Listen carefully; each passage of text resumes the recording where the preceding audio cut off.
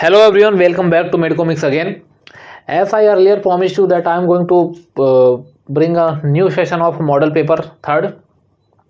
तो मैं model paper third लेके आ चुका हूँ, ठीक है, आपके लिए। और आपको बस क्या करना है, आराम से बैठ के सेशन को एंजॉय करना है और मज़े से सेशन को देखना है, ठीक है। और क्वेश्चन को मिस नहीं करना है। जो भी नई चीज़ें मिलेंगी उनको आप नोट्स एक छोटा सा पेन कॉपी लेके रखो। अगर आपको चीज़ें आ रही हैं तो पहले से मार्क करो कि आपका आंसर सही है या नहीं है, ठीक है।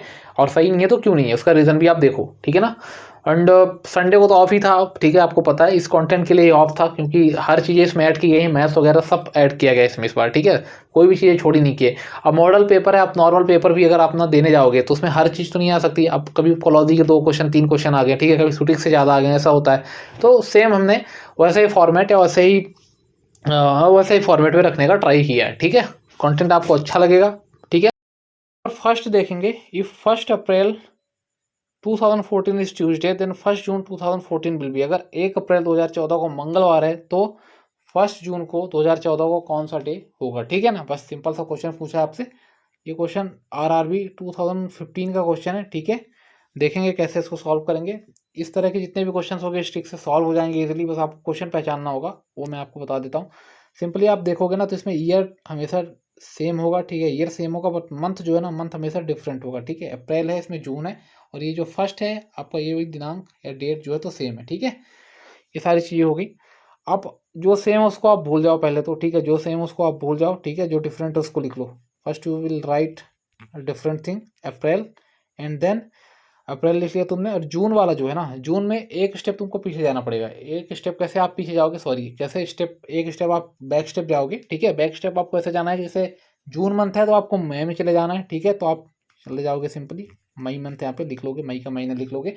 अब अगर अप्रैल में पूछा जाए कि कितने डेज होते हैं एक मंथ में अप्रैल में, ठीक है, 30 डेज होते हैं, 31 डेज होते हैं। तो आपने बचपन में एक ट्रिक पढ़ी होगी कि जून नवंबर यानी अप्रैल सितंबर 30, 28 दिन की फरवरी, बाकी सब 31।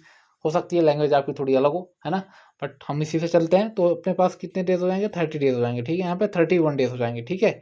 अब 30 डेज के जितने भी महीने होंगे वहाँ पे कभी अगर आपसे और डेज पूछता है तो वहाँ पे कितने होते हैं, सिर्फ 2 और डेज, ठीक है। 31 के कितने भी महीने होंगे, किसी भी महीने में जहाँ पे 31 डेज होते हैं वहाँ पे हमेशा 3 और डेज होते हैं। कितने, 3 और डेज होते हैं। कितने, 30 में 2 और डेज होते हैं, ठीक है।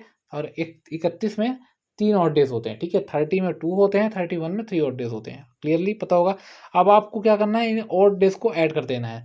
2 + 3 को ऐड करोगे तो 5 हो जाएगा, ठीक है। 5 को आपने ऐड किया, ठीक है, 5 को आपने ऐड किया। देन क्या करना है, जो ये ट्यूसडे दिया गया है आपका, ठीक है, ट्यूसडे दिया गया है, बस इसी से आपको 5 स्टेप, मतलब 5 दिन आगे चलना है, 5 डेज आपको आगे चलना है, ठीक है, फॉरवर्ड चलना है। अब आप काउंट कर लो। ट्यूसडे के बाद अगर आप काउंट करते हो तो वेडनेसडे आता है, देन थर्सडे आता है, देन फ्राइडे आता है, देन सैटरडे, और देन 5वां दिन जो 5th डे है वो संडे आता है। तो आपका करेक्ट ऑप्शन संडे हो जाएगा, ऑप्शन डी, ठीक है। बट ये जो आपकी ओड वैल्यू है, ठीक है, जो ऐड करने के बाद आ रही है 3, और 2 को ऐड करने के बाद 5 आ रही है। कभी कभी अगर हो सकता है कि ये वैल्यू जो है ना तो 7 से ज़्यादा आती है। मान लो 9 आ गई, ठीक है।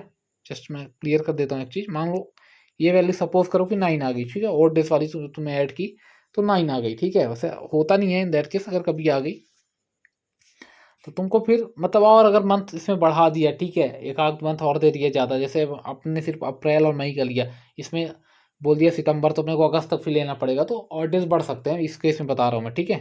अगर ये कॉन्सेप्ट समझ में आएगा तो आप समझ पा रहे होगे।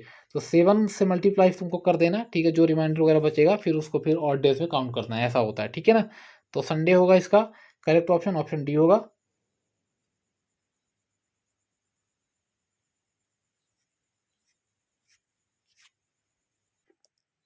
देन क्वेश्चन 2 देखते हैं। In a certain code DOC is written as GRI, then how will CAT be written in that particular code, ठीक है। तो क्वेश्चन बोल रहा अगर DOC को आप लिखते हो GRI, then how will you written CAT, ठीक है। कैसे लिखोगे CAT को, किस कोड में या क्या लैंग्वेज में लिखोगे आप, ठीक है। बस क्वेश्चन सिंपली ये पूछ रहा। तो अगर DOC में देखो, सबसे पहले इसमें प्लेस वैल्यू आपको पता होनी चाहिए, ठीक है। प्लेस वैल्यू की अगर हम देखते हैं, प्लेस को हम की स्क्रीन इतनी बड़ी अपनी है नहीं, अपन DOC से हम स्टार्ट करते हैं। जो रिलेशन होगा वही रिलेशन हमको इसमें लगा देना है, ठीक है। देन GRI, DOC में अगर आप देखते हो तो D की प्लेस वैल्यू 4 होती है, G की प्लेस वैल्यू 7 होती है, ठीक है। +2 का हो रहा है, ठीक है। उसके बाद O का देखोगे तो आप 15 होता है, और R का देखोगे आप तो क्या होता है, 15 होता है। और R का देखोगे क्या होगा, आर का 18 होगा, ठीक है, फिर +2 का हो रहा है, ठीक है। जी के बाद क्या आता है एच, एच का जी का क्या होता है 7, आई का क्या होता है 9, ठीक है, +1 का यहाँ पे आ रहा है, मतलब 2 2 1 इतना अगर ऐड कर दोगे तो आपका CAT का भी कोड वैल्यू निकल जाएगा। अब देखते हैं, ठीक है, CAT में क्या अपन ऐड कर सकते हैं, क्या कर सकते हैं। सी क्या है, थर्ड है, 4 5 छोड़ दो, 6 ले लो, 6 क्या होगा एफ होगा, ये ठीक है। ए कौन सा है आपका, A1 है, ठीक है। बी सी आपको 2 3 छोड़ दो, 4 का आपका कौन सा होगा, डी होगा, ठीक है, 4 प्लेस वैल्यू डी होगी अल्फाबेट में, ठीक है। टी के बाद आपको क्या करना है, एक छोड़ देना है, ठीक है। भी को छोड़ दो आप, सॉरी यू को छोड़ दो आप, ठीक है। यू को आपने छोड़ा, देन भी आ गया, ठीक है। भी आपका 22 नंबर में आ गया, ठीक है। ये टी आपका 20 होता है, ठीक है। आप तो एफ डी भी आपका करेक्ट ऑप्शन हो जाएगा, ऑप्शन सी करेक्ट आंसर हो जाएगा, ऑप्शन सी करेक्ट होगा, ठीक है। फर्दर क्वेश्चन थर्ड देखते हैं। Pointing to an old man Kunal said his son is my son's uncle, how is the old man related to Kunal, ठीक है। कैसे, एक ब्लड रिलेशन का क्वेश्चन है, इजी है, बहुत बढ़िया क्वेश्चन है। ये भी किसी ना किसी फार्मासिस्ट एग्जाम का ही क्वेश्चन है, परेशान मत हो, जितने भी PYQ में सब डाल दिए हैं, ठीक है, आपके लिए, परेशान मत हो। तो एक समझ लो, एक ओल्ड मैन है, ये ओल्ड मॉन्क नहीं है, ओल्ड मैन है, ठीक है। ओल्ड मैन का एक सन है, ठीक है। एक अपना कुणाल है ही, ठीक है, कुणाल है। अब कुणाल का जो सन है, ठीक है, कुणाल का जो सन है, वो ओल्ड मैन का जो सन है, कुणाल का जो सन है, कुणाल का जो बेटा है, जो ओल्ड मैन का सन है, उसका अंकल है, ठीक है, अंकल है, ठीक है। इसका अंकल ये है, ठीक है, इसके सन का अंकल ये है, ठीक है, जो कि ओल्ड मैन का बेटा है, समझ रहे हो। देखो, तो ये दोनों अगर देखोगे तो ये दोनों तो भाई भाई हो गए ना। अब अच्छा ये देखो, ठीक है, मैं हूँ, ठीक है, और मेरे मान लो कोई चाचा है, ठीक है, मेरे चाचा हो गया, ठीक है, अंकल हो गए मेरे, ठीक है ना। अब जो मेरे अंकल हैं वो मेरे पिताजी के क्या लगेंगे, ठीक है, वो मेरे जो फादर साहब हैं उनके क्या लगेंगे। पर ये थर्ड ऑप्शन आपको क्लियर हुआ होगा, ठीक है, सी ऑप्शन इसका करेक्ट आंसर होगा, ऑप्शन सी करेक्ट होगा क्वेश्चन थर्ड का, ठीक है। क्वेश्चन 4 देखते हैं। Complete the series 6 11 21 36 dash dash 81 on 111 पूछा है, ठीक है ना। तो सीरीज में देखते हैं क्या सीक्वेंस फॉलो हो रहा है पहले तो अगर देखोगे इसमें सबस्ट्रैक्ट एडिशन मल्टीप्लाई कुछ भी लग सकता है, ठीक है, जो चीज़ें आपको आती हैं सब लगा डालो। अगर 1 2 सेकेंड या 1 2 मिनट में आपका आंसर नहीं आ रहा तो फिर इसको छोड़ भी दो, क्योंकि भाई फिर वो उतना ही कॉम्प्लिकेटेड होता जाता है, आपकी सोच सोच सोच फिर बहुत ऊंची हो जाती है आपकी सोच, एक छोटे से क्वेश्चन के लिए ना। तो अगर देखोगे 6 11 है तो ठीक है, +5 का एडिशन हो रहा है यहाँ पे। उसके बाद 21 है, +12 का एडिशन जा रहा है, ठीक है। उसके बाद 36 आई गेस, फिर 15 का जा रहा है, ठीक है, 15 का जा रहा है, 36, हाँ 15 का जा रहा है, ठीक है। और 21 + 15 को ऐड कर दोगे तो 36 ही आएगा। उसके बाद आप अगर 20 ऐड कर देते हो तो 46 एंड 56, ठीक है ना, 56 आएगा। लेटर ऑन आप ऐसे ऐड करते जाओगे तो 81 वहाँ तक चला जाएगा, बट बीच का आपने इसको पूछा है तो अपन 56 पे चलेंगे, ऑप्शन सी करेक्ट होगा 56, ठीक है। एडिशन था, आपको 5 5 इंक्रीज करके 5 5 आपको इंक्रीज करके ऐड करने जाना है, ठीक है ना। क्लियर हुआ होगा आपको 4 का सी। यस, अदर क्वेश्चन 5 पे मूव करते हैं। On dividing a number by 413 we get 58 as a remainder, ठीक है। On dividing the same number by 59, ठीक है, उसी नंबर को 59 से डिवाइड करेंगे तो what will be the remainder. Generally आपसे रिमाइंडर्स में पूछा गया है, ठीक है। तो क्या बोला क्वेश्चन, पहले क्वेश्चन का लैंग्वेज देखते हैं, ठीक है। So what question says, when we divide any number by 413, ठीक है, so remind we get remainder as a 58। But अगर हम देखते हैं नेक्स्ट में, तो अगर उस नंबर को हम डिवाइड कर देते हैं किससे, 59 से, तो हमको क्या रिमाइंडर मिलेगा, ठीक है, क्या रिमाइंडर्स पे मिलेगा।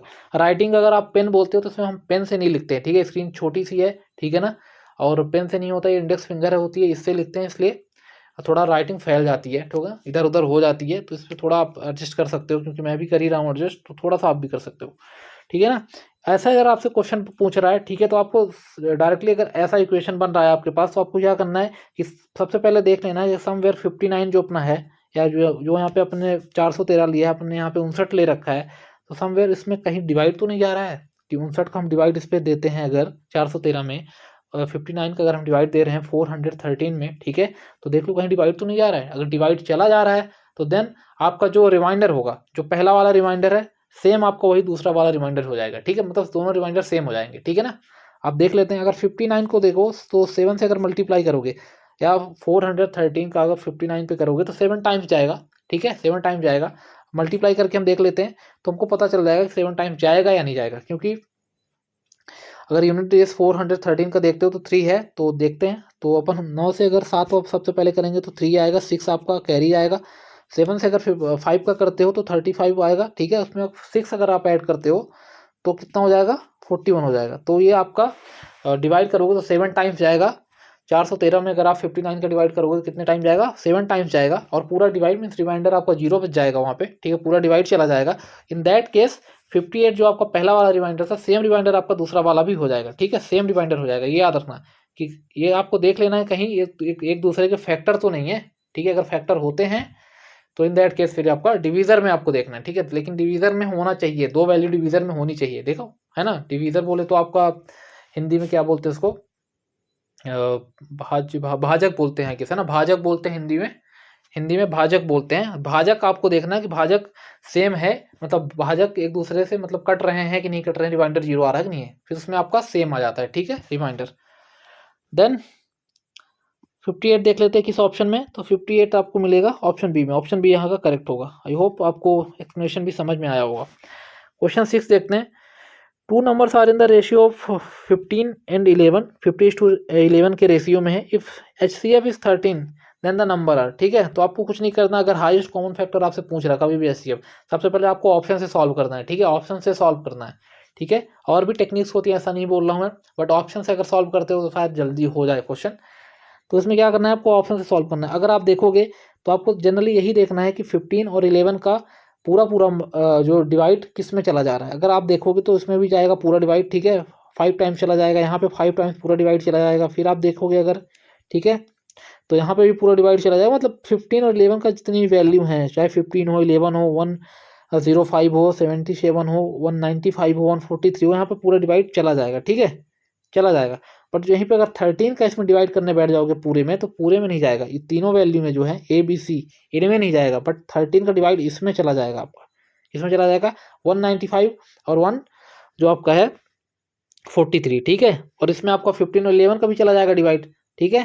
तो आपका ये वाला ऑप्शन करेक्ट हो जाएगा, क्योंकि ये जो है 195 एंड 143 ये तीनों वैल्यू से पूरा पूरा कट रहा है, ठीक है ना। तो इसका हाईएस्ट कॉमन फैक्टर यही हो जाएगा 195 एंड 143। अगर आपको वो नहीं है तो आप काट के भी देख सकते हो, ठीक है। 195 में आप ये वाला तो पूरा कट जाएगा, आपको पता है, ठीक है। 15 से 195 वाला ये पूरा कट जाएगा। 11 से 13 पे, 11 से अगर तुम 13 का मल्टीप्लिकेशन करोगे तो आपको 143 मिल जाएगा इजीली, ठीक है। ऐसे आप इधर का भी कर लेना। 15 का अगर 1 टाइम अगर आप देते हो तो कितना आ जाएगा, 15, ठीक है। फिर उसके बाद आपका 4 बचेगा, ठीक है, 5 आप लोगे, मतलब आपका वही है कि 13 टाइम्स अगर आप करते हो तो हो जाएगा ना 195। अगर इधर देखोगे 13 वाले का तो 195 में अगर देखो तो भी कट जाएगा। अगर आपको बिलीव नहीं होता तो आप देख के एक बार देख भी लेते हैं हम, ठीक है। जस्ट अ सेकंड, थोड़ा रफ कर दिया जाए। सो 195 का अगर हम 13 में दे देते हैं, ठीक है, तो 13 पहले तो 1 पे जाएगा आपका, ठीक है, एंड ये, ठीक है। तो 15 से आपका पूरा पूरा ये चला जाएगा। और जो ये है आपका 143 ये भी आपका चला जाएगा, ठीक है। ये कैसे चला जाएगा, तो जस्ट अ सेकेंड, 143 में अगर आप 13 का दे दोगे तो 1 टाइम जाएगा, ठीक है। देन अगेन 1 टाइम 11 से ये भी चला जाएगा, ठीक है, 11 से ये भी चला जाएगा। देख लिया कि तीनों वैल्यूज जो हैं ऊपर की, वो तीनों वैल्यूज 195 143 पूरी तरह डिवाइड है। तो ऑप्शन डी करेक्ट होगा। 195 and 143 is the correct option, ठीक है। क्वेश्चन 7 देखते हैं फर्दर, ठीक है। The sum of kinetic energy and potential energy of an object is its total energy, ठीक है। टोटल एनर्जी है तो क्या होगा, ठीक है। जस्ट अ सेकंड देखते हैं इसको क्या होगा। क्वेश्चन बोल रहा है टोटल एनर्जी, ठीक है। तो मैकेनिकल एनर्जी आपका ये ऑप्शन बी करेक्ट होगा, ठीक है, क्योंकि मैकेनिकल एनर्जी अगर आप कभी भी देखते हो ना तो पोटेंशियल एनर्जी, ठीक है, और आपका जो काइनेटिक एनर्जी होती है, दोनों का ही सम बोल सकते हो आप, ठीक है। ये होता है RRB 2019 का क्वेश्चन है, पूछा गया क्वेश्चन है, ठीक है, PYQ है आपका। तो ऑप्शन बी क्लियर होगा आपका, क्लियर कट ये ऑप्शन होगा। साथ में अगर पोटेंशियल एनर्जी और काइनेटिक एनर्जी के बीच में रिलेशन पूछा जाए कि MB² MGH के बीच में कैसा रिलेशन है, तो हमेशा इन्वर्सली प्रोपोर्शनल होते हैं। कैसे होते हैं गुरु, तो ये होते हैं आपका MB², ठीक है, 1/MGH, ठीक है। तो ये हमेशा कैसे होंगे, ये हमेशा आपके इन्वर्सली प्रोपोर्शनल होते हैं, याद रखना, ठीक है। तो ऑप्शन बी करेक्ट होगा। देन क्वेश्चन 8 देखते हैं।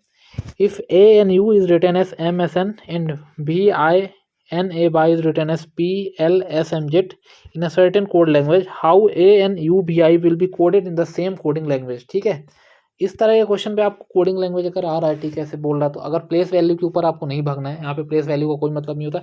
यहाँ एक वर्ड को दूसरे वर्ड से सिर्फ रिप्लेस किया जाता है सिंपली, और कुछ नहीं। ठीक है ना, अब हम ही देखेंगे कैसे रिप्लेस किया जाता है। अगर आप देखोगे AN और आपको इसमें देखोगे सेकेंड वर्ड में, तो AN दोनों आपको सेम मिल रहा है। ठीक है, समवेयर यहाँ पे जो पूछा गया क्वेश्चन है उसमें भी AN आपको सेम ही मिलेगा। ठीक है, तो कुछ ना कुछ इसमें सिमिलैरिटी होती है, उससे आप समझ जाओगे, मैं ये चीज़ बोल रहा हूँ। ठीक है, सो देखते हैं क्वेश्चन क्या है। अगर ए का यहाँ पे हम कोड देखते हैं क्या है, ए का यहाँ पे कोड क्या है, एम है। ए का यहाँ पे कोड क्या है, एम है। ठीक है, एन का यहाँ पे कोड क्या है, एन का यहाँ पे कोड होगा आपका एस होगा। ठीक है, एस होगा, और यहाँ पे एन का कोड क्या होगा आपका, यहाँ पे भी एस होगा। ठीक है, एस होगा। तो आप एम एस वाला पहले तो ढूंढो। तो ऑप्शन ए और डी पहले से रेस से बाहर हो गए। ठीक है, डर गए ये, तो ऑप्शन बी और डी पे चलते हैं हम। एम एस ये वाला आपका करेक्ट हो गया। ठीक है ना, ये वाला आपका करेक्ट हो गया। देन करेक्ट ऑप्शन नहीं हो गया, यहाँ तक का करेक्ट होगा, तो बी डी में कोई हो सकता है, अभी हम फर्दर देखेंगे ही नहीं। आप करेक्ट हो गया, चल दो आगे, ऐसा नहीं।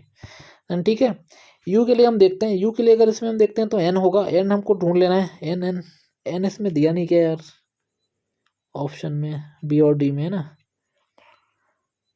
नहीं अब यहाँ इसको एन कर लो आप। ठीक है, एन कर लो, एक में एम रहने दो, एक में है ना। क्वेश्चन 9 देखते हैं। Choose that set of number from the 4 alternative sets that is similar in pattern to given set. ठीक है, जो ये सेट दिया गया है आपको, ठीक है, तो इससे आपको मिलता जुलता एक पैटर्न खोजना है। तो आप इस सेट में अगर देखते हो तो 8 है। ठीक है, 8 में आप अगर किसका एडिशन ही होगा, क्योंकि मल्टीप्लिकेशन भी हो सकता है। वैसे देखो तो 8 का 3, 8 का 4, पहले ये करके देख लेते हैं। तो ऐसा कुछ होता देखने में कुछ 42 से 32 बहुत ही कम है। ठीक है, इधर देखोगे तो 42 से 3 बार नहीं जा रहा आपका मल्टीप्लिकेशन, 0 से 16 नहीं है, 16 से ये भी नहीं है, तो मल्टीप्लिकेशन वाला कॉन्सेप्ट आपको नहीं लगेगा। फर्दर देखते हैं, एडिशन करके एक बार देख लेते हैं। तो अगर 8 में आप 16 का ऐड करोगे तो कितना होगा, 8 में 16 24 होता है। देन फर्दर आप 24 से अगर आपको 32 चाहिए तो कितना ऐड करना पड़ेगा। ठीक है, तो 6 हो जाएगा आपका 30। देन आपको 8 ऐड करना पड़ेगा ना, 8 ऐड करना पड़ेगा तो आपको 32 मिल जाएगा। 8 ऐड करते हो तो 32 मीन्स 16 एंड 18। ठीक है, इनको ऐड करके आप देखते हो एक वेल वैल्यू में, तो इसमें तो पॉसिबल नहीं है। ठीक है, ये वाला चीज़ इसमें भी पॉसिबल नहीं है वो चीज़, है ना, क्योंकि 30 हो जाएगा। अगर 14 में 16 को जोड़ देंगे तो 30 हो जाएगा एडिशन अपना जो आएगा। ठीक है, ऐड आएगा। ठीक है, ऐड आएगा, ऐड नहीं। बट इसमें देखते हैं ऑप्शन सी में, तो 0 में अगर 16 जोड़ो, 16 को ऐड करते हो तो 16 ही आना है। और 16 में अगर आप ऐड कर देते हो किसको, 16 में अगर आप ऐड कर देते हो 8 को, ठीक है, तो 16 में अगर 8 को ऐड कर दोगे तो 24 हो जाएगा। ऑप्शन सी करेक्ट होगा। ठीक है, डी में जाने की कोई ज़रूरत ही नहीं है। देन क्वेश्चन डी देखते हैं, सॉरी क्वेश्चन 10 देखते हैं। D is the brother of K. ठीक है, D is the brother of के, तो डी क्या है, भाई है के का। जस्ट अ सेकेंड, डी जो है भाई है के का। ठीक है, भाई है के का। अगर जो मेल सिंबल होता है उसको हम प्लस से डिनोट करते हैं, फीमेल को हम माइनस से डिनोट करेंगे। ठीक है, अपने क्वेश्चन में। तो D is a brother of के, एम इज सिस्टर ऑफ के। एम क्या है, अभी के का कोई जेंडर डिसाइड नहीं है अकॉर्डिंग टू क्वेश्चन। एम क्या है, M is a sister of K. ठीक है, एम क्या है, सिस्टर है के की। ठीक है, एम सॉरी सिस्टर, हाँ सिस्टर है के की। M is a sister of K. ठीक है, then R is father of D. तो आर क्या है, फादर है डी का, तो ये भी प्लस साइन हो गया आपका। ठीक है, आर है फादर जो है तो डी का है। ठीक है ना, and S is mother of M. तो एस क्या है, मदर है एम की। तो ठीक है, तो सब देखो आपस में परिवार बन गया, भाईचारा बन गया। ठीक है, अगर डी के आपस में जो कि होंगे भाई बहन या भाई भाई होंगे, तो अगर जो डी का फादर अगर आर है तो के का भी फादर आर ही होगा। के जो है तो एम की क्या है, एम की सिस्टर है। ठीक है, सिस्टर होंगे या सिस्टर ब्रदर होंगे, इनका कोई के का क्योंकि कोई जेंडर स्पेसिफिक नहीं है।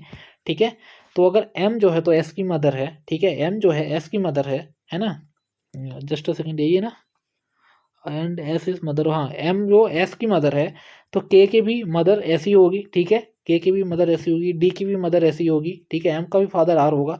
तो इसमें क्या पूछा है, हाउ के इज रिलेटेड टू आर। ठीक है, के कैसे रिलेट करेगा आर से। ठीक है ना, तो अब आर देखो आर तो फादर हो गया, ठीक है। अब के क्या होगा उसके लिए ये पूछ रहा है क्वेश्चन, क्या के क्या होगा उसके लिए, आर के लिए। तो के या तो देखो उसका बेटा भी हो सकता है, बेटी भी हो सकती है, डॉटर भी हो सकता है, सन भी हो सकता है, ठीक है। या तो डाटा इनएडिक्वेट हो, दो चीज़ हो सकती है। तो अगर कभी ऐसे क्वेश्चन आ जाते हैं कि आपको जेंडर स्पेसिफिक नहीं हो रहा है उस पर, तो एक तो डाटा इनएडिक्वेट होता है, या तो फिर ऑप्शन में दिया रहता है। अब देख लेते हैं क्या चीज़ है। तो सन डॉटर अलग अलग दिया है तो हम नहीं जाएंगे इसके साथ। सन और डॉटर, सही है, सन और डॉटर दिया है तो इसके साथ जा सकते हैं, ऑप्शन सी करेक्ट होगा, क्योंकि डाटा इज इनएडिक्वेट भी दिया है, बट ठीक है, सन और डॉटर है तो सन और डॉटर के साथ हम जाएंगे, ठीक है, ऑप्शन सी करेक्ट होगा। फर्दर क्वेश्चन 11 देखते हैं।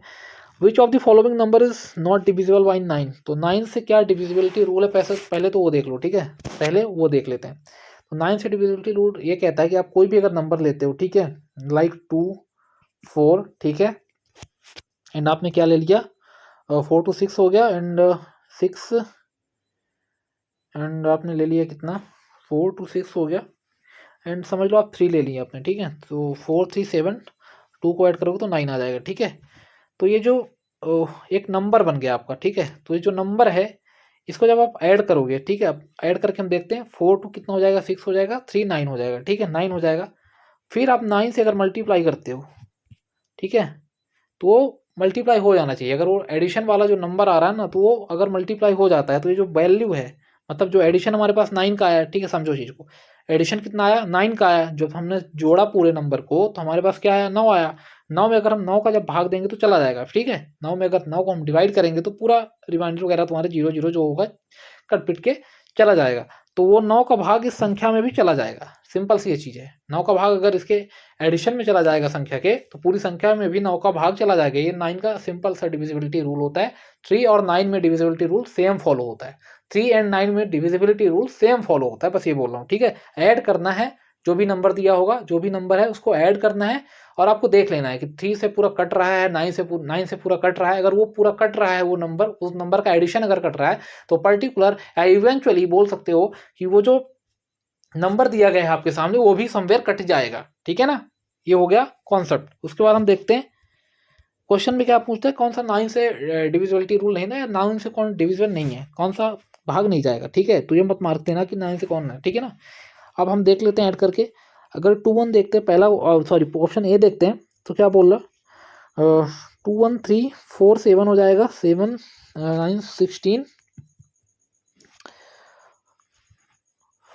5 और 3 का अगर एडिशन करते हो तो 8 हो जाएगा, 8 3 11 होता है, 11 में अगर 4 ऐड करोगे तो 15 होगा, 15 टू 17 होगा एंड 18, ठीक है। इसमें तो 9 का इजीली चला जाएगा, ठीक है। 9 दूनी 18 होता है, ठीक है। 9 का 2 बार अगर 2 बार मतलब डिवाइड चला जाएगा इसका। अगर 9 का पूरा डिवाइड 18 में जा रहा हो तो पूरा नंबर भी डिविजिबल होगा 9 से, ठीक है ना।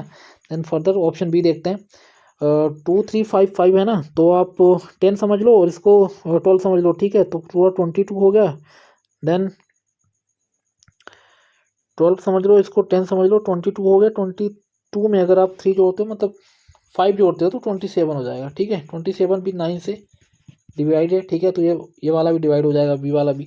सी वाले में अगर हम देखते हैं तो 7 का अगर 3 बार मल्टीप्लाई भी कर दोगे तो 21 आ जाएगा। देन 3 को जोड़ दो 24, 24 में 2 जोड़ दो, सेम है, 27 ही आ रहा है इसका भी, तो ये भी चला जाएगा आपका। अब डी ऑप्शन देखते हैं, डी ऑप्शन बचा है तो करेक्ट तो यही होगा, बट देख लेते हैं एक बार, है ना। तो अगर देखते हो तो 1 2 3 है ना, तो 1 2 3 यहीं पे आपका 6 हो जाएगा, एंड 5 आपका 11 हो जाएगा। 11 में अगर 6 जोड़ते हो तो आपका 17 हो जाएगा। 17 3 20 24, ठीक है, 24 आएगा। 24 डिवाइड नहीं होगा, तो ये पूरा वैल्यू जो है ये भी डिवाइड नहीं होगा, ये जो नंबर है वो भी डिवाइड नहीं होगा। अगर एडिशन डिवाइड नहीं होगा तो ये भी डिवाइड नहीं होगा। तो ऑप्शन डी क्लियर होगा, ठीक है। ये आपका क्लियर जो है तो आंसर होगा ऑप्शन डी। क्वेश्चन 12 देखते हैं। क्वेश्चन 12 देखते हैं। एक फॉर्मूला होता है, पहले मैं वो आपको बता देता हूँ। आपने पढ़ा होगा ए प्लस बी का क्यूब, ठीक है। अगर आप कोचिंग ले रहे हो तो आपने जरूर पढ़ा होगा ये चीज़, ठीक है। ए प्लस बी का क्यूब नहीं पढ़ा होगा तो यहाँ से पढ़ लेना, ठीक है। अगर उसमें लिखा है ए स्क्वायर प्लस 2b², ठीक है ना, ए स्क्वायर प्लस 2b², तो इज इक्वल टू, आप डायरेक्टली यहाँ पे उधर लिखना है, बट मैं इधर जगह नहीं है इसलिए इधर लिखे दे रहा हूँ, ठीक है। 2a कर देना है, बट अब देख लो इसको पुट करके, तो 86 प्लस 64 का क्यूब है, ठीक है। प्लस अगर देखोगे तो देन 86 माइनस वही 64 का क्यूब है ना। देन अगर नीचे देखते हो तो 86 का स्क्वायर है, प्लस 3b² होगा, सॉरी 2b² नहीं होगा, 3b²। 3 है एंड 64 का स्क्वायर है, मतलब a की वैल्यू हमेशा 86 है, b की वैल्यू 64 है, बात खत्म। इतनी सी है, आपको बस 2a कर देना है प्लस a माइनस बी का स्क्वायर, ये वाला पढ़ रखा होगा, ठीक है। 2a² plus b², a plus B का square minus a minus B का स्क्वायर पढ़ रखा होगा, 4a भी होता है। तो ऐसे ही a प्लस बी का cube plus a minus B का cube upon a² plus 2b², 3b² खोलोगे तो और चीज़ें होती हैं, 2a² b², बट आपको 2a बस याद रखना है। अगर ऐसे आपका क्वेश्चन बन रहा है तो आप इसे 2a करके ख़त्म करो, बस हो गया, ठीक है ना। और सिंपली अगर आपको नीचे a² b² बच रहा है तो आपको सिर्फ 2 कर देना है, बस ऑप्शन आपका वही होगा। नहीं ऐसा नहीं बोल रहा हूँ, ठीक है ना, कर मत देना, मजाक में बोल रहा हूँ कि 2 बस करके चले आओ। पूरा कॉन्सेप्ट अगर बैठेगा तभी आपको करके आना दोस्त, ठीक है। ऑप्शन डी क्लियर होगा। देन क्वेश्चन 13 देखते हैं, सिंपल सा बोर्ड मास का क्वेश्चन है, ठीक है। बोर्ड मास पता होगा, सबसे पहले अपन ब्रैकेट सॉल्व करते हैं, ठीक है। Bracket of 10 division and then board multiplication, addition and subtract. उसके पहले भी एक वेनिकुलम करके होता है, वेनिकुलम करके होता है जो बार वाला सिस्टम होता है, जो ऐसे बार बार होता है, जैसे 2 1 है 2 1 ऐसे बार कर दिया तो पहले इसको सॉल्व किया जाए, इसको वेनिकुलम बोल देते हैं, ठीक है। बाकी आपको पता है सारी चीज़ें, आप इतने इंटेलिजेंट तो हो, ठीक है ना। सबसे पहले अपन ब्रैकेट सॉल्व करेंगे तो 8 9 17 होता है, 15 और 11 को अगर ऐड करोगे तो 26 आई गेस, है ना। हाँ 26 में आपको 17 का सब्सट्रैक्ट कर देना है इतना वैल्यू, तो कितना आ जाएगा आपका 9 आ जाएगा, 16 7 9, ठीक है 9 आ जाएगा, ठीक है। तो पूरा कट पीट के आपका ये कोष्टक कितना हो गया, कोष्टक से ब्रैकेट से अगर आप बाहर लाते हो तो 9 हो जाएगा, ठीक है। देन 14 इंटू 1/3 इंटू 9, ठीक है, 3 से 3 आप कैंसिल कर दो, ठीक है। और 14 का मल्टीप्लाई, सॉरी 40 का मल्टीप्लाई कर दो आपका 3 में, तो कितना हो जाएगा 120 हो जाएगा, ठीक है। 3 अगर 3 4 वैसे भी 12 होता है, आप ये 0 ऐसे रख लो, तो 120 कहाँ पे, ऑप्शन डी करेक्ट आंसर होगा 120, ठीक है। ढूंढो जो साजना, तो ऑप्शन डी करेक्ट होगा। सो क्वेश्चन 14 देखते हैं, from the evolutionary point of view which one of the following is closer to man. तो ऑप्शन के अकॉर्डिंग डॉल्फिन जो है तो क्लोजर टू मैन है, क्योंकि ये भी मैमल्स में आती है, तो ऑप्शन ए क्लियर होगा, डॉल्फिन, ठीक है। देन क्वेश्चन 15 देखते हैं, atomic mass of an element represent. तो किसी का परमाणु द्रव्यमान क्या रिप्रेजेंट करता है, तो उसका जो न्यूक्लियस में प्रोटॉन न्यूट्रॉन है दोनों को ही रिप्रेजेंट करेगा, तो ऑप्शन देख लेते हैं। प्रोटॉन का द्रव्यमान मास ऑफ प्रोटॉन नहीं, अगर मास ऑफ प्रोटॉन या प्रोटॉन है तो ये atomic number I guess denote करता है, बट आपको देखना है sum of mass of proton neutron sum of, तो ऑप्शन ए क्लियर होगा, ठीक है। ऑप्शन ए आपका क्लियर ऑप्शन है, यहाँ पे प्रोटॉन और न्यूट्रॉन के द्रव्यमान का योग बोल सकते हो, ठीक है, ऑप्शन ए क्लियर होगा। देन डी में तो पूछा ही नहीं, चलो क्वेश्चन 16 देखते हैं, the position of a star appears to change slightly, what is the reason. मतलब जो स्टार्स का पोजिशन है, स्थान है, ठीक है, तारामंडल जो भी होगा ऊपर आपके आकाश मंडल में, तो चेंज होता रहता है, ठीक है, स्लाइटली। तो क्या रीजन होता है उसका, जो फिजिकल कंडीशन होता है, एटमॉस्फेरिक जो चेंजेस होते हैं ना, एटमॉस्फेरिक जो मतलब बोल सकते हो उसका इन्वायरमेंट है ना, एटमॉस्फेयर जो उसका होता है कीप चेंजिंग, मतलब चेंज होता रहता है, ड्यू टू दिस उसका जो है तो प्लेस भी चेंज होता रहता है, ठीक, ऑप्शन बी करेक्ट होगा, है ना। चलो फर्दर देखते हैं, क्वेश्चन 17 देखते हैं, planets do not twinkle because, twinkle means चमकते नहीं है आपके प्लैनेट्स में से जो ग्रह होते हैं वो चमकते नहीं, तारे में से आपको स्टार्स जो है तो टिमटिमाते हुए दिखाई देते हैं because of refraction I guess, है ना। तारे जो टिमटिमाते हुए दिखाई देते हैं और रिफ्रैक्शन की वजह से, अपवर्तन की वजह से। और इसमें क्या है, तो ये जो तो ग्रह क्यों टिमटिमाते नहीं है, तो they act as extended source of light, ठीक है, वो एक प्रकाश के विस्तारित स्रोत के रूप में कार्य करते हैं, ठीक है, स्कैटरिंग वगैरह का वर्क नहीं है, तो ऑप्शन सी करेक्ट होगा। सब नोट कर लेना, यही सब डायरेक्टली क्वेश्चन आ जाते हैं, ठीक है, ज़्यादा कुछ रॉकेट साइंस नहीं आने वाला। क्वेश्चन 18 देखते हैं, व्हेन लिटमस, रेड लिटमस यहाँ पे होगा, ठीक है, क्योंकि हाँ रेड लिटमस होगा, या लिटमस ही समझ लो आप। When red litmus is added to boric solution it becomes, ठीक है, तो अगर ये देखो एल्केलाइन करेगा, अगर तुम रेड लिटमस देते हो ना तो एल्केलाइन कर देगा, देन उसका कलर हमेशा कैसा आता है, ब्लू आता है, ठीक है, ब्लू नीला, ऑप्शन सी करेक्ट होगा।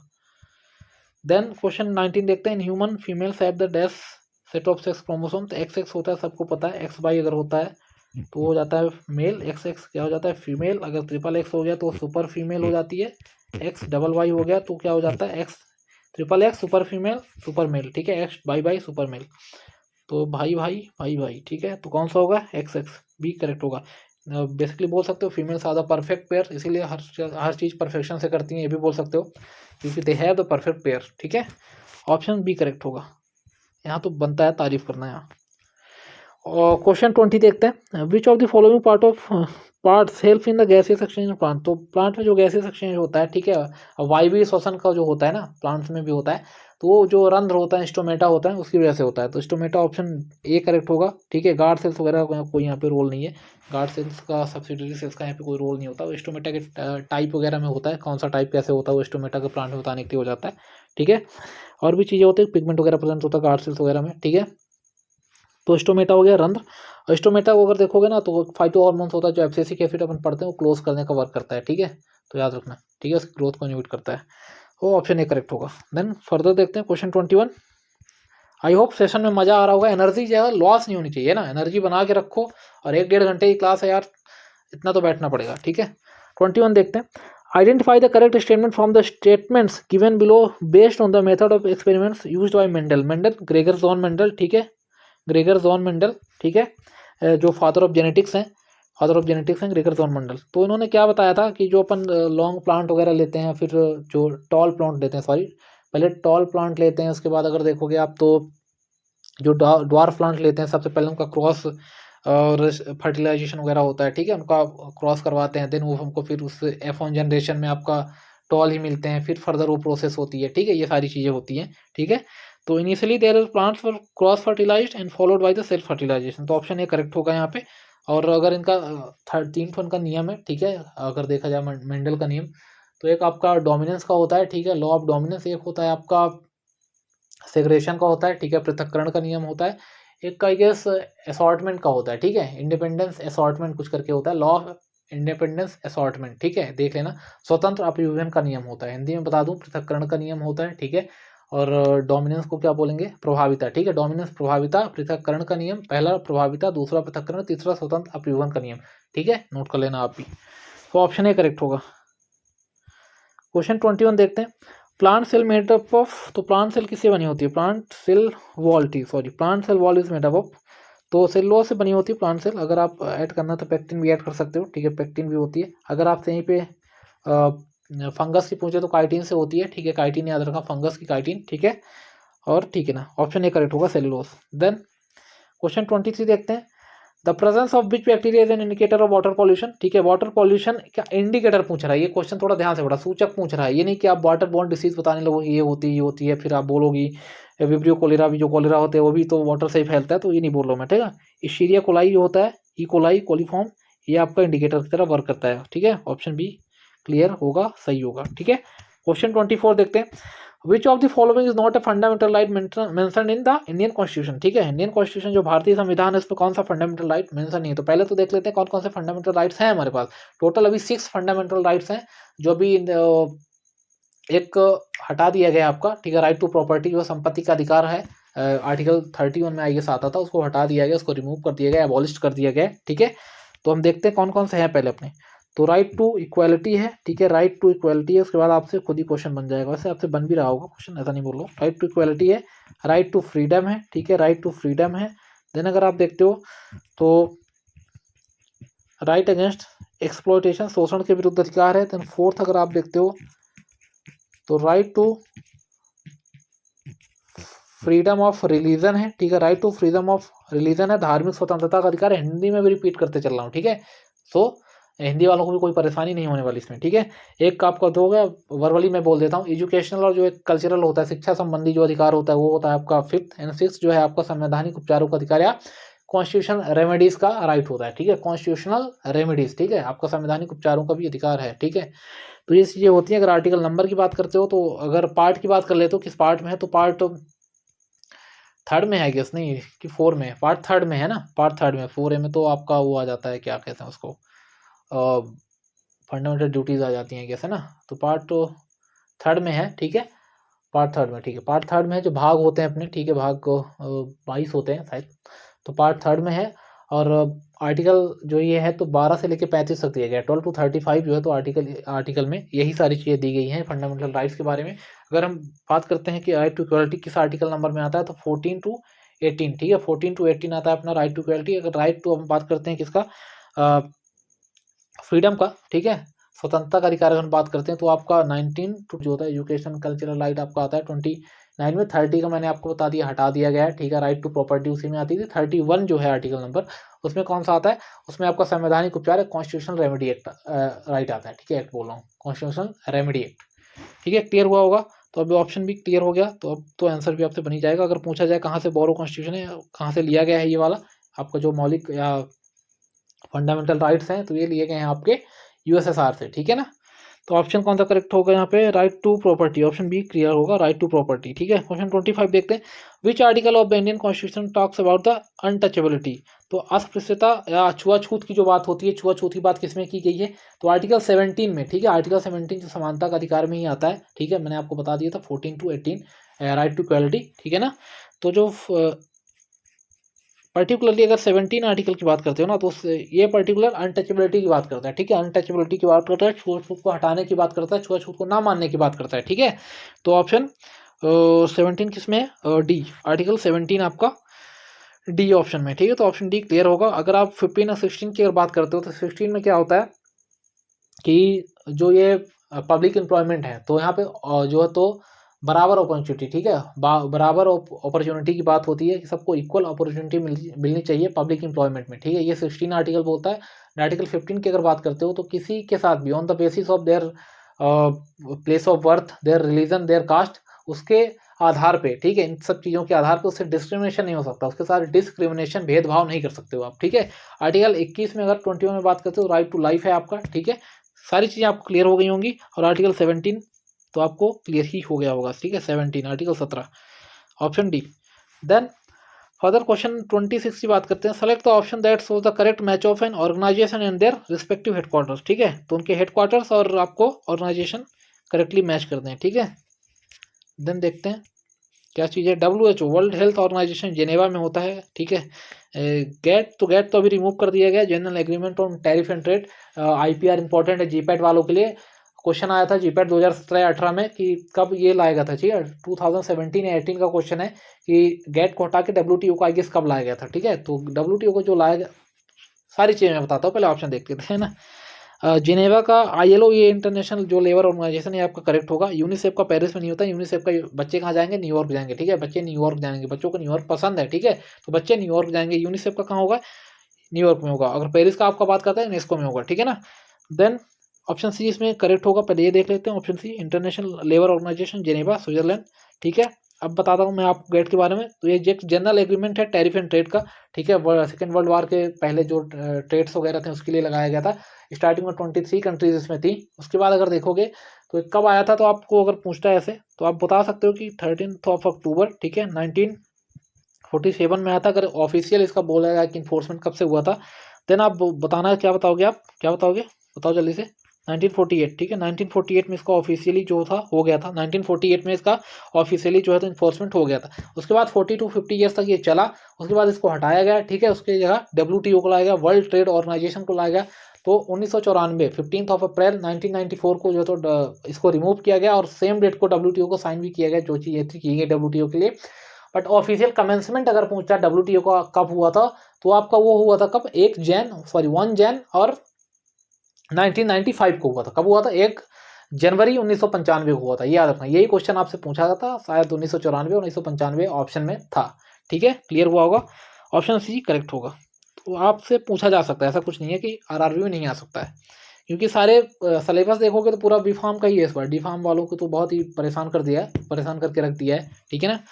सो क्वेश्चन 27 देखते हैं, which of the following is a delayed release system. जो टैबलेट होती है तो कौन सी है, आपकी इंटेरिक क्वार्टर जो टैबलेट होती है वो डिलेड होती है, क्योंकि इंटेस्टाइन में धीरे धीरे रिलीज होती रहती है, ठीक है ना। इंटेरिक कोटेड, शुगर कोटेड का ऐसा कुछ नहीं, वो आपका मॉइस्चर जो डिग्रेडेशन होता है, मॉइस्चर से जो टैबलेट डिग्रेड हो जाती है, खराब हो जाती है, उसको बचाने के लिए हम शुगर कोटिंग करते हैं। ऑप्शन सी करेक्ट होगा यहाँ पे, ऑप्शन सी करेक्ट होगा। देन फर्दर क्वेश्चन 28 देखते हैं, जो नॉइज फिटनी इक्वेशन होती है डिसोल्यूशन से रिलेटेड होती है, ठीक है। कहीं जाने की कोई जरूरत नहीं है, डिसोल्यूशन इज द करेक्ट। आपका DQ या DT या DC/dt, ठीक है। KCS - CB ऐसे कुछ करके होता है इसका कंसंट्रेशन। उसके बाद फिर हम उसमें फिक्स फर्स्ट लॉ वगैरह भी ऐड करते हैं, उसको मॉडिफाइड नॉइज विटनी इक्वेशन बनाते हैं, ठीक है। डिसोल्यूशन में अप्लाई करते हैं, ये सारी चीज़ें होती हैं। तो ऑप्शन डी यहाँ पे, क्योंकि यहाँ पे सिर्फ नॉइज रिटर्न इक्वेशन ऐसे ही पूछा भी जाएगा आपसे, उतना डेप्थ में नहीं पूछा जाएगा, जीपैट का एग्जामिनेशन नहीं है ये, तो जीपैट में भी डेप्थ में जाने से वो डरते हैं कि बच्चे कहीं नाराज ना हो जाए, ठीक है ना। सो ऑप्शन डी करेक्ट होगा। क्वेश्चन 29 देखते हैं। Intolerance reaction with alcohol can occur in patient taking, ठीक है। तो अगर पेशेंट मेट्रोनिडाजोल या तो कोई भी ड्रग ले रहा है जो कि डाइसल्फिराम बाइक रिएक्शन कॉज करता है, तो डाइसल्फिराम ही ले रहा है फिर भी दारू ले रहा है, तो फिर तो कोई मतलब नहीं है, फिर भी अल्कोहल अगर कंज्यूम कर रहा है तो कोई मतलब नहीं है। अल्कोहल कंज्यूम करना है, अल्कोहल कंज्यूम कर रहा है और साथ में ऐसी ड्रग्स कंज्यूम कर रहा है या ले रहा है जो कि डाइसल्फिराम लाइक रिएक्शन कॉज करती हैं, तो फिर उसको समवेयर एब्डोमिनल क्रैम्प्स और भी जो चीज़ें होती हैं वो होने की पूरी पूरी चांसेस है, प्रोबेबिलिटी होती है। तो कौन कौन सी ड्रग होती हैं आपने पढ़ा होगा, ठीक है। CGMP करके होती हैं, ठीक है, साइक्लिक GMP। तो आपका सिफेलोस्पोरिन्स होती है, सेफोमेंडल वगैरह होती हैं, ठीक है, सेफोटेटाउन वगैरह होती है, सेफोमेंडल वगैरह होती है, ठीक है। उसके बाद अगर बात करते हो तो ग्रीसियोफोल्विन होती है, ठीक है, ग्रीसियोफोल्विन एंटीफंगल यूज करते हैं। एंड देन मेट्रोनिडाजोल, ठीक है, देन प्रोकार्बाजिन, ठीक है, प्रोकार्बाजिन डिकार्बाजिन आपने पढ़ा होगा, एंटी कैंसर है, ठीक है। प्रोकार्बाजिन डिकार्बाजिन आई गेस कौन सी है, मिथाइल हाइड्रोजिन होगी या तो टाइजीन होगी, दोनों क्लास में एक हो सकती है, ठीक है। ये इतनी ड्रग्स हैं, एक बार रिपीट कर देता हूँ, सिफेलोस्पोरिन, ग्रीसियोफोल्विन एंड आपका मेट्रोनिडाजोल एंड प्रोकार्बाजिन। तो ऑप्शन में आपके क्या है, मेट्रोनिडाजोल है, ऑप्शन सी करेक्ट होगा। इसके साथ आपको अल्कोहल कंज्यूम नहीं करना है, ठीक है। जो भी अल्कोहल देते हैं, दवाई क्या है, खाने के बाद आराम से आप 2-3-4 दिन बाद, 3 दिन बाद, अगर दवाई जब आपका खत्म हो जाए तब आराम से आप कंज्यूम कर सकते हैं, ऐसा कुछ नहीं कि मना नहीं, आप आराम से पियो, ठीक है, जरूरी है। देन क्वेश्चन 30 देखते हैं। Convective mixing is also termed as convective mixing, ठीक है। सॉलिड मिक्सिंग का एक टाइप होता है कन्वेक्टिव, अगर देखते हो कौन कौन सा होता है, CDS, convective mixing, diffusive mixing and shear mixing, ठीक है। मिक्सर नहीं है दोस्त, ठीक है, मिक्सिंग है, याद रखना। Convective, diffusive and shear. बोलेंगे तो सर क्या लिख देते हो, जस्ट अ सेकंड,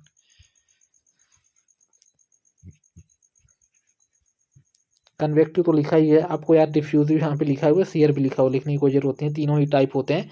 सीडीएस बता देता हूँ, सीडीएस से आप याद रखना, ठीक है। सीडीएस से क्या याद रखोगे, सॉलिड मिक्सिंग, तो कन्वेक्टिव, डिफ्यूजिव एंड सीयर। तो कन्वेक्टिव आपका माइक्रो मिक्सिंग होता है, डिफ्यूजिव आपका माइक्रो मिक्सिंग होता है। क्या होता है, मैंने जो कन्वेक्टिव होता है माइक्रो होता है, सीएम साहब अपने माइक्रो हैं, बड़े आदमी है इसलिए सीएम साहब माइक्रो होंगे, ठीक है। कन्वेक्टिव माइक्रो, एम आप पकड़ के रखना है, एम को पकड़ के रखना, ठीक है। तो कन्वेक्टिव आपका माइक्रो होगा। क्या पूछा, convective mixing is also termed as micro mixing, option B correct होगा, ठीक है। एक बार और मैं हाईलाइट कर देता हूँ, इससे आपको प्रॉब्लम ना हो, ऑप्शन बी करेक्ट होगा, ठीक है। जनता का विशेष ध्यान रखा जाएगा, ठीक है, सरकार ऐसा कहती है। क्वेश्चन 31 देखते हैं। Plaster of Paris is use for temporary support in broken bone, ठीक है। तो हड्डी टूट जाती है तो आप प्लास्टर लगवाने जाते हो, ठीक है, जो भी आपके पास होता है वहाँ पे डॉक्टर पास में, तो आप जाते हो वहाँ पे, ठीक है। तो आप बोलते हो कि प्लास्टर वगैरह लगा देता है, उसी का फॉर्मूला पूछ रहा है आपसे, ठीक है, क्या होता है केमिकली। तो कैल्शियम सल्फेट होता है, CSO4 डॉट हाफ H2O होता है, ठीक है, डॉट हाफ H2O। तो कहाँ पे है calcium sulphate, option C correct होगा। और कैल्शियम सल्फेट बस आपसे पूछे तो जिप्सम का भी फॉर्मूला यही होता है, कैल्शियम सल्फेट या रासायनिक नाम या केमिकल नेम क्या होता है, कैल्शियम सल्फेट ही होता है, तो ऑप्शन सी करेक्ट होगा। देन क्वेश्चन 32 देखते हैं। The shoulder of cylinder of carbon dioxide is painted, ठीक, कार्बन डाइऑक्साइड का जो सिलेंडर होता है जनरली पूछ रहा है, तो कैसे पेंट होता है, किस कलर से पेंट होता है, ठीक है, किस कलर से पेंट होता है, तो हमेशा ग्रे का पेंट होता है, ठीक है, ग्रे कलर, पूरी बॉडी उसकी क्या होती है, ग्रे होती है, ठीक है ना।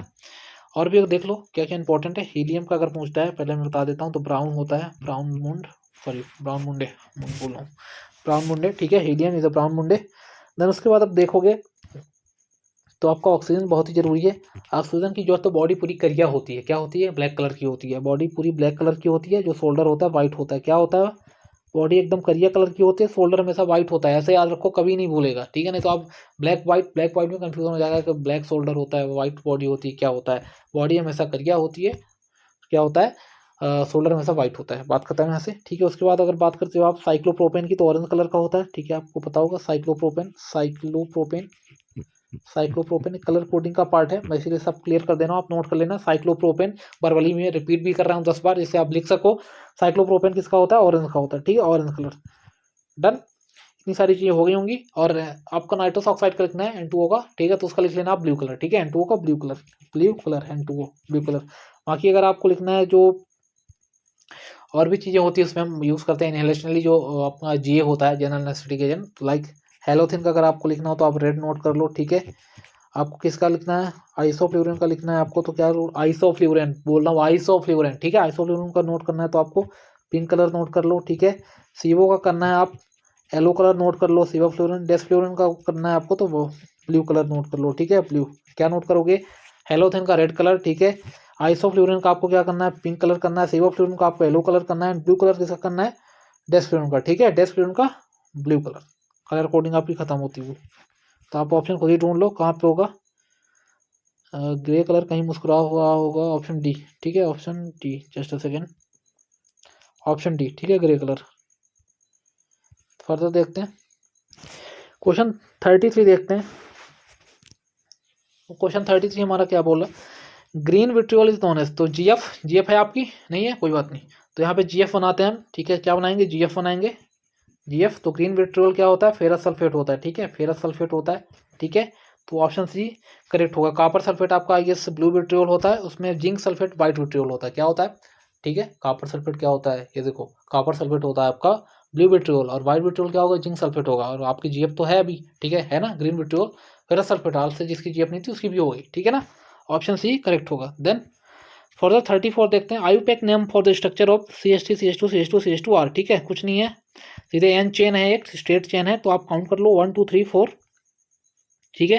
तो क्या हो जाएगा, एन ब्यूटाइल हो जाएगा, ठीक है। ऑप्शन सी करेक्ट होगा, इसमें तो कुछ बताने लायक है नहीं है, तो कर ही लोगे, ठीक है। S in the arms and legs, अगर आर्म्स की बात करते हो, लेग्स की बात करते हो, तो flow against the gravity and is prevented from the following back, मतलब वही है, बैक फ्लो से रोकता है। तो वॉल्व्स ही होते हैं जो बैक फ्लो से रोकते हैं, पता होगा, ठीक है, कि बैक फ्लो ना होने पाए, ठीक है। जा रहा है ग्रेविटी से, उधर से जा रहा है, इधर आपका कौन सा होता है, ट्राई का स्पीड बॉल होगा, बाइक का स्पीड बॉल होगा, ये सारे क्या करते हैं, बैक फ्लो को ही तो रोकते हैं, ठीक है। आपका जो है वहाँ पे बॉल्व होगा, क्या नाम है का, एओर्टा में होता है, एओर्टिक बॉल्व होता है, ठीक है। सेमिल्यूनर बॉल्व पढ़ते हो ना, एओर्टिक बॉल्व वगैरह, तो उसमें यही तो करते हैं ये सब, ठीक है। तो ऑप्शन बी करेक्ट होगा, ऑप्शन बी करेक्ट होगा। देन 36 देखते हैं, how many parietal bone are there in cranium, ठीक है, कपाल भांति, ठीक है, सॉरी। तो कपाल मतलब वही क्रेनियम पूछ रहा है, क्रेनियम में पेराइटल बोन कितनी होती है, क्रेनियम में टोटल अगर देखोगे तो 8 बोन होती है, ठीक है। क्रेनियम में टोटल कितनी बोन होती है, 8 बोन होती है, ठीक है, 8 बोन होती है। तो पेराइटल भी अपनी 2 होती है, नंबर्स 2 होती है। अगर देखोगे पूरी देख लेते हैं, तो फ्रंटल में कितनी होती है, फ्रंटल में 1 होती है, ठीक है। पेराइटल में कितनी होती है, 2 होती है। टेम्पोरल में कितनी होती है, 2 होती है, ठीक है। कितनी हो गई, 2 2 5 हो गई, ठीक है। ऑक्सीपिटल में कितनी होती है, 1 होती है, 6 हो गई। एक इथेमॉइड होती है, एक स्फेनॉइड होती है, इथेमॉइड स्फेनॉइड, इसमें भी 1 1 होती है, टोटल 8 हो गई, ठीक है। पूरे हेड का पार्ट होता है, आप बोल सकते हो कि एक्सियल बोन में आता है, ठीक है, 86, ठीक है, 86 बोन होती है। ये भी क्वेश्चन आया था आपकी जीपैट 2024 में कि एक्सियल का आया था या अपेंडिकुलर का, ये याद नहीं कि कितनी बोन्स होती हैं टोटल, तो कुछ लोग गलत करके आए थे, फिर बोलेंगे पेपर बहुत टफ बना दिया, ईजी बना दिया, इसलिए हमारे नंबर नहीं आए, ठीक है। No personal comment, time pass है ये, ठीक है। तो मज़े के साथ पढ़ना चाहिए, कि मुझे चिंता चिता के समान होती है। और चलो ठीक है, यहाँ पे कौन सा होगा, ऑप्शन सी करेक्ट होगा। 37 देखते हैं, according to Indian ministry of culture how many classical dances are there in India. तो देखो इसमें जो संगीत एकेडमी होती है एक हमारी, ठीक है, संगीत नाटक एकेडमी होती है, सुना होगा, संगीत नाटक एकेडमी, ठीक है। एकेडमी नहीं बोल रहा हूँ, एकेडमी बोल रहा हूँ। तो एक एकेडमी होती है, उसके अकॉर्डिंग अगर देखोगे तो क्लासिकल डांस, अगर जो डांस के फॉर्म्स होते हैं क्लासिकल वाले, वो 8 होते हैं। और अगर हम देखते हैं अपनी जो मिनिस्ट्री ऑफ कल्चर है, इसके अकॉर्डिंग अगर हम डांस के फॉर्म देखते हैं, तो इसके अकॉर्डिंग 9 होते हैं। तो सी वाला हो जाएगा करेक्ट, कौन सा हो जाएगा, सी वाला हो जाएगा। हट जा भाई, नाराज है क्या, सी वाला हो जाएगा करेक्ट, ठीक है, 9 हो जाएगा, 9 आपका करेक्ट हो जाएगा। देन देखते हैं हम, 9 आपका करेक्ट हो जाएगा। अब कौन सा होता है, अगर एक्स्ट्रा में देखते हैं तो मिनिस्ट्री ऑफ कल्चर एक्स्ट्रा में क्या रखती है, तो ministry of culture Chhau dance है। छऊ एक फोक डांस भी होता है, फोक डांस, ठीक है। शास्त्रीय नृत्य नहीं आता, क्लासिकल डांस एक शास्त्रीय होता है, फोक डांस एक अलग चीज़ होती है, ठीक है। तो फोक डांस में भी रखा जाता है छऊ को।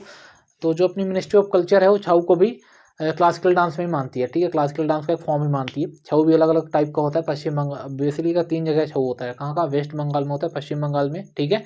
उसके अलावा अगर देखा जाए तो उड़ीसा में होता है, उड़ीसा के बाद अगर देखते हो झारखंड में होता है, ठीक है, उड़ीसा, झारखंड एंड वेस्ट बंगाल, ठीक है।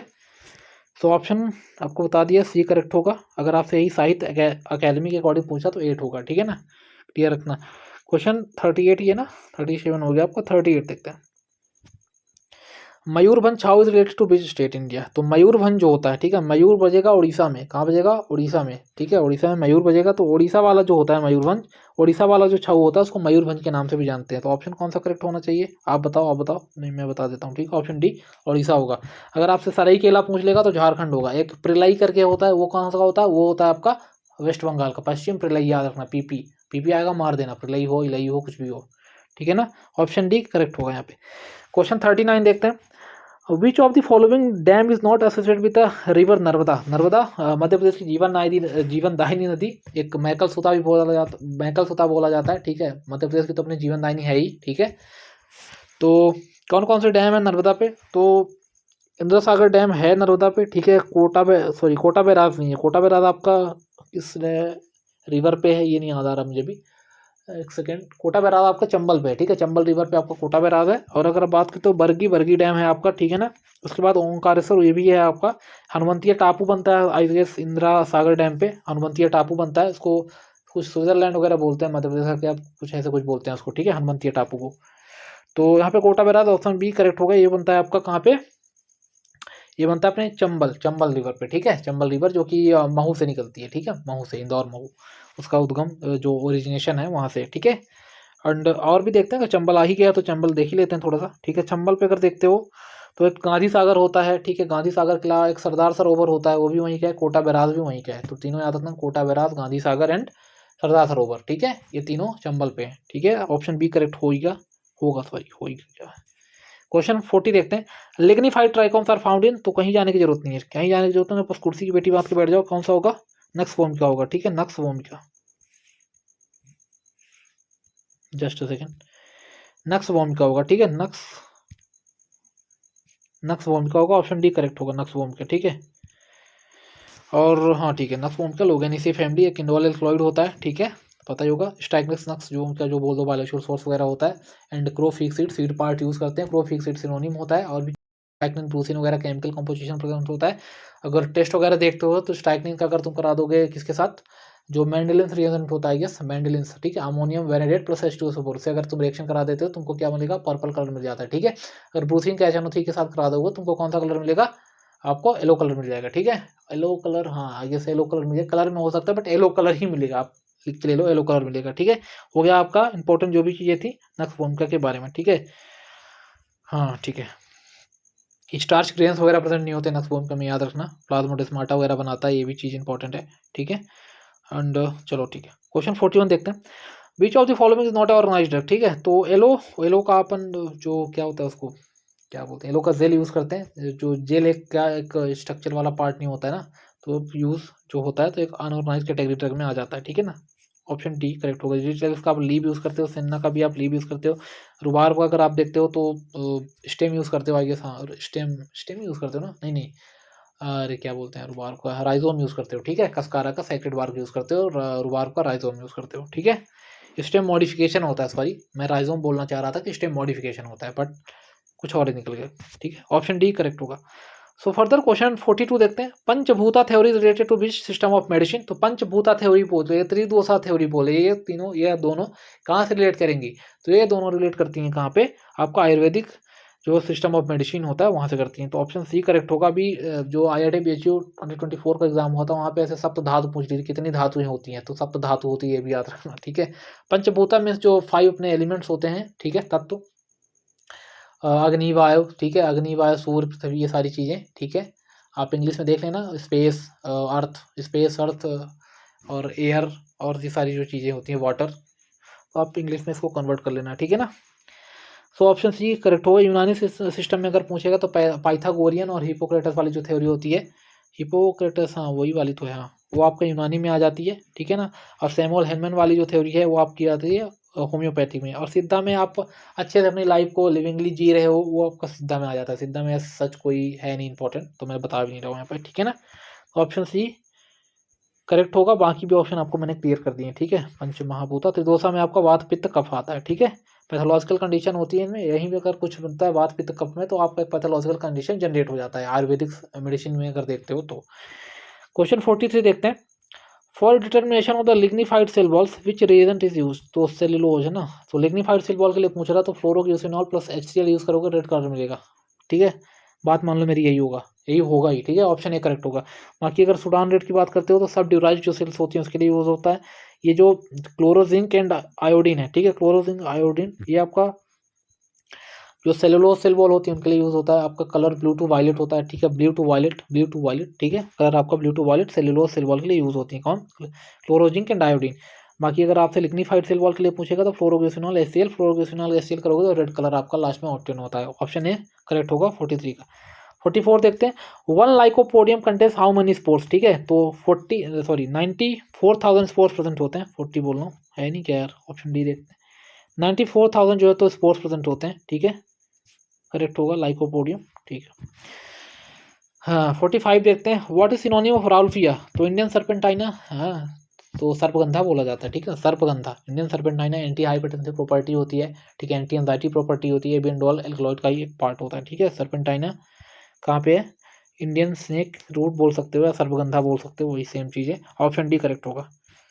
देन क्वेश्चन 46 देखते हैं, which of the following is the brilliant red dye obtain from insect, तो इंसेक्ट कॉकनियल से मिलती है, आपने पढ़ा हुआ, किसे मिलती है इंसेक्ट? कॉकनियल से मिलती है, एक कार्मिन करके होती है, ठीक है, कार्मिन करके होती है, तो कॉकनियल हो जाएगा, ठीक है ना, ऑप्शन ए करेक्ट हो जाएगा यहाँ पे। फर्दर देखते हैं,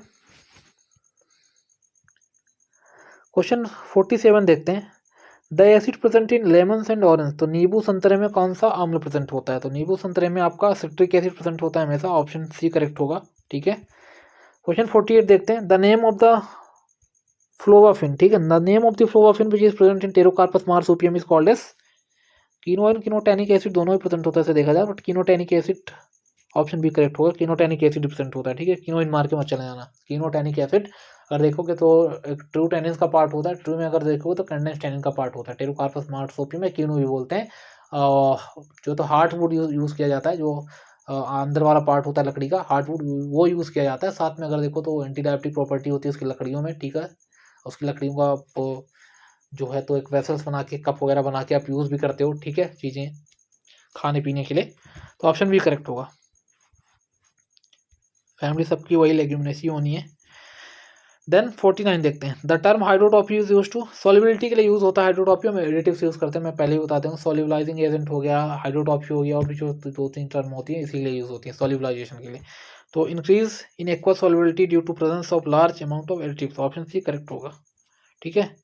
वाटर अपटेक हाइग्रोस्कोपिक बोल सकते हो मटेरियल, वेटिंग वुटिंग नहीं होगा, ठीक है, ऑप्शन सी करेक्ट होगा। Question 50, spans and twins are, वैसे तो नॉन आयनिक सर्फेक्टेंट होते हैं, बाकी ऑप्शन में देख लें ये क्या बोल रहे हैं। तो हाईली पॉलीमेराइज्ड, ये नहीं हो गया यार, हाइड्राइड तो होता ही नहीं है, पॉलीइथाइलिन सॉल्बिटॉन एस्टर होता है, तो एनहाइड्राइड की तो बात ही खत्म कर दो, ठीक, ग्लाइकोसाइड होगा नहीं, फॉस्फोलिपिड होगा नहीं, पॉलीऑक्सी एल्कलाइन डेरिवेटिव, ठीक है, इथाइलिन बोल लो या एल्कलाइन बोल लो, ठीक है, तो ऑप्शन सी करेक्ट हो जाएगा। फर्दर देखते हैं, क्वेश्चन 51 देखते हैं, dimethicone is the other name of, तो जो अपना सिलिकॉन होता है, ठीक है, डाई जो मिथाइल सिलिकॉन ईथर बोलते हैं, ठीक है, डाई मिथिकॉन को क्या बोलते हैं दोस्त? डाई मिथाइल सिलिकॉन ईथर बोला जाता है, डाई मिथाइल सिलिकॉन ईथर भी बोला जाता है, ठीक है, एक सिलिकेट पार्ट होता है इसलिए सिलिकॉन। SiO2 अगर ऐड कर दोगे एक और SiO2, ठीक है, सिलिकेट अगर और ऐड करते हो तो एक साई मेथिकॉन या सिया मेथिकॉन भी बन जाता है, ठीक है ना। ये सब टॉपिकल एजेंट्स होते हैं, लाइक जितने भी दिए हैं, टाइटेनियम डाइऑक्साइड भी टॉपिकल एजेंट है, कैलामाइन होता है, जिंक ऑक्साइड होता है, सारे ही टॉपिकल एजेंट होते हैं, ठीक है। अगर कोई बताना चाहे कि IP जो कैलामाइन होता है उसमें क्या क्या कॉम्पोजिशन होता है तो कमेंट बॉक्स पे बता सकता है, ठीक है। यहाँ पे ऑप्शन कौन सा करेक्ट होगा? सिलिकॉन, और ऑप्शन डी करेक्ट होगा। फर्दर देखते हैं, क्वेश्चन 52 देखते हैं, the synthesis fat basis consisting of a mixture of tri di and monoglyceride saturated fatty acid are known as, ठीक है, तो मिक्सचर किसमें प्रेजेंट होता है? एक इमल्सीफाइंग बेस है, ठीक है, एक इमल्सीफाइंग बेस बोल सकते हो। तो जो आपका ये मेसास्टेरेनियम होता है, मेसास्टेरेनियम होता है, इसमें जो है तो ये ट्राई डाई एंड मोनोग्लिसराइड के सैचुरेटेड इमल्सीफाइंग बेस होता है, जो कि समवेयर यूज होता है सपोजिटरी के प्रोडक्शन में, सपोजिटरी को बनाने में यूज होता है। उसमें और भी बेसेस यूज होते हैं, ओलिगोजीनस बेस होता है, साथ में आपका ग्लिसरेटेड मतलब बोल सकते हो क्या, एक्वस बेस है ना, एक्वस बेस, ग्लिसरेटेड जिलेटिन करके कुछ होता है, वो यूज़ होता है। बाकी आपको ये बता ही दिया मैंने। और ओलिगोजिनस बेस में आप थियोब्रोमा कोकोआ कोकोआ बटर बोलते हो, ठीक है। उसके पर्टिकुलर सॉल्ट डिवाइड टेम्परेचर वगैरह भी देखते हो, पर्टिकुलर फॉर्म्स होते हैं beta alpha beta beta dash ऐसे करके, ठीक है। एंड एक पॉइंट और था, और जो ये होते हैं आपका इमल्सिफाइंग और जो बेस होते हैं उनको भी आप देख लो, ठीक है। वैसे दिया गया है विट्सफॉल, मेसिस्टेनम एंड मेसिफॉल, तीनों क्या होते हैं, तीनों ही आपका इमल्सिफाइंग बेस होते हैं, सबोट्रीम में यूज होते हैं। बट क्वेश्चन क्या है कि मिक्सचर ट्राइडाइन मोनोग्लिसराइड सैचुरेटेड फैटी एसिड कौन होता है, तो मेसा स्टेनियम होता है, ठीक है, मेसा स्टेनियम होता है, ठीक है। तो ऑप्शन बी करेक्ट होगा। एक बार और हाईलाइट कर देता हूँ, प्रॉब्लम ना हो आपको, जिससे ऑप्शन बी, ठीक है। देन 53 देखते हैं, which of the following is reversible P2/12 inhibitor receptor blocker, sorry. तो ये रिसेप्टर प्रेजेंट कहाँ होता है, एडेनोसिन डाइफॉस्फेट, ठीक है। एडेनोसिन एडीपी में प्रेजेंट होता है। एडीपी कुछ ऐसे मॉलिक्यूल होते हैं जो कि रिस्पॉन्सिबल होते हैं आपके ब्लड क्लॉट में, या ब्लड जो क्या बोलते हैं उसको, अरे चलो क्लॉटिंग बोल देते हैं, ब्लड क्लॉट में कुछ अच्छा टर्म होता है उसके लिए, पर्टिकुलर यूज होता है, बट मेरे मुंह में आ नहीं रहा अभी, ठीक है ना, जवान में चढ़ नहीं रहा वो चीज़। तो एडीपी में P2/12 रिसेप्टर होता है। जनरली अगर देखोगे तो ये ब्लड में ऐसे रहते हैं, बट स्टिक नहीं होते एक दूसरे से, मतलब बोल सकते हो कि एक्सपोज नहीं होते हैं ना, एक्सपोज नहीं होते, इसलिए ब्लड क्लॉट वगैरह नहीं होता। बट चोट वगैरह के टाइम अगर ज़्यादा हो गया, कभी आपको इंजरी हो गई कोई, उस केस में ये एक्सपोज हो जाता है, but in that particular area फिर वहाँ पे ब्लड क्लॉट हो जाता है, ठीक है। तो ये सारी चीज़ें होती है। अगर हमको एंटीप्लेटलेट देना, प्लेटलेट, हाँ प्लेटलेट एक्टिवेशन वाला सीन है यहाँ पे। तो अगर एंटीप्लेटलेट देना है, एक एंटीप्लेटलेट कैटेगरी में ड्रग आएगी अगर इसको इनहिबिट करोगे, तो कौन सी ड्रग होती है, रिवर्सिबल पूछा है, ये ध्यान रखना। तो क्लोपा जो होती है क्लोपिडोग्रेल पे आप सीधे ऑप्शन पे नहीं जाना जाना, क्योंकि क्लोपिडोग्रेल, प्रासुग्रेल एंड टिक्लोपिडीन, याद से सुन, ध्यान से सुनना, sorry, ticlopidine, prasugrel and clopidogrel, both are, ठीक है, नहीं जितनी भी होती हैं, बोथ आर बोल रहा हूँ, जितनी भी होती हैं, ऑल आर, जितनी भी होते हैं इरिवर्सिबल इनहिबिटर होती हैं, ठीक है। Irreversible inhibitor of PT/12। इस केस में क्या होता है, प्रॉब्लम हो जाती है, कभी कोई सर्जरी वगैरह करनी है, फिर तुम दे रहे हो उसको, ये ब्लॉक करके रख दी, हमको मान लो अभी सर्जरी करनी है, 1 घंटे में, 2 घंटे, 3 घंटे में सर्जरी करनी है, तो इरिवर्सिबल तो नहीं दे सकते ना। सो रिवर्सिबल हमने बनाई, कैन ग्रेलोर बनाई, टीका ग्रेलोर बनाई, ठीक है। ये सारी ड्रग्स हमने बनाई, तो ऑप्शन में आपको कैन ग्रेलोर मिलेगा, ठीक है। तो ऑप्शन डी करेक्ट होगा। बाकी टिक्लोपिडीन, क्लोपिडोग्रेल मैंने बता दिया, रिवर्सिबल P2/12 को इनहिबिट करती हैं। अगर एफटी फीवरटाइट आपको ऑप्शन में दिख रहा, मुस्कुराते हुए आपकी तरफ देख रहा कि आप इसके बारे में थोड़ी बात करेंगे, तो बिल्कुल करेंगे भाई, क्यों नहीं करेंगे, तुम भी एक पार्ट हो फार्मेसी का, ठीक है। एफटी फीवरटाइट की अगर बात करते हो, तो आपने सुना होगा ग्लाइकोपेप्टाइड, जो कि मेन फेविकोल का काम करता है फ्लोटिंग के लिए, है ना। तो एग्रीगेशन के लिए, अभी वर्ड आया, प्लेटेड एग्रीगेशन के लिए जो मेन फेविकोल का काम करता है, वो क्या होता है, ग्लाइकोपेप्टाइड 2B/3A रिसेप्टर, ठीक है। क्या बोलोगे, ग्लाइकोपेप्टाइड 2B/, ठीक है, 3A रिसेप्टर, ठीक है, फेविकोल का काम करता है। तो एफटी फीवरटाइड वगैरह इसको इनहिबिट करके वर्क करती हैं। एफटी फीवरटाइड हो गया, टेरोफिवान हो गया, ठीक है, एफसिक्सिमाब हो गया, ठीक है, ये सारी ड्रग्स यहाँ पे आती हैं। ऑप्शन डी करेक्ट होगा 53 का। फर्दर देखते हैं question 54, what is the difference between the number of odd days and week in 64 days, है ना। ओवर डेज निकालने का तरीका मैंने आपको बताया था, ठीक है।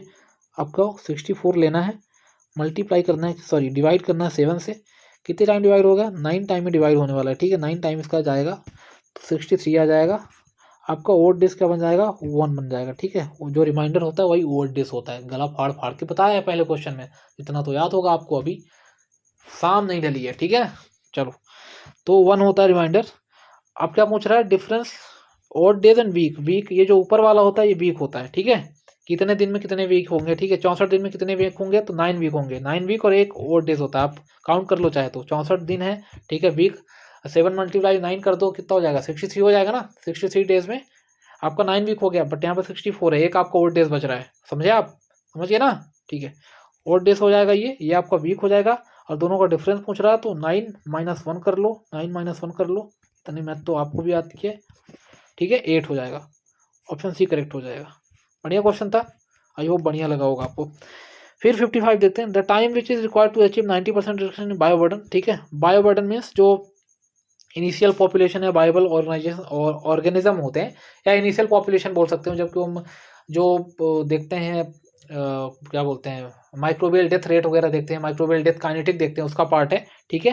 तो वहाँ पे ये जो वैल्यू होती है ना, तो डी वैल्यू के नाम से जानी जाती है। Time is required to achieve the 90%, 90% बोल सकता है, 1/10 बोल सकता है, ठीक है, log 10 बोल सकता है, सारी चीज़ें यूज़ कर सकता है। तो वो होता है आपका डी वैल्यू, ठीक है, डेसिमल रिडक्शन बोलते हैं।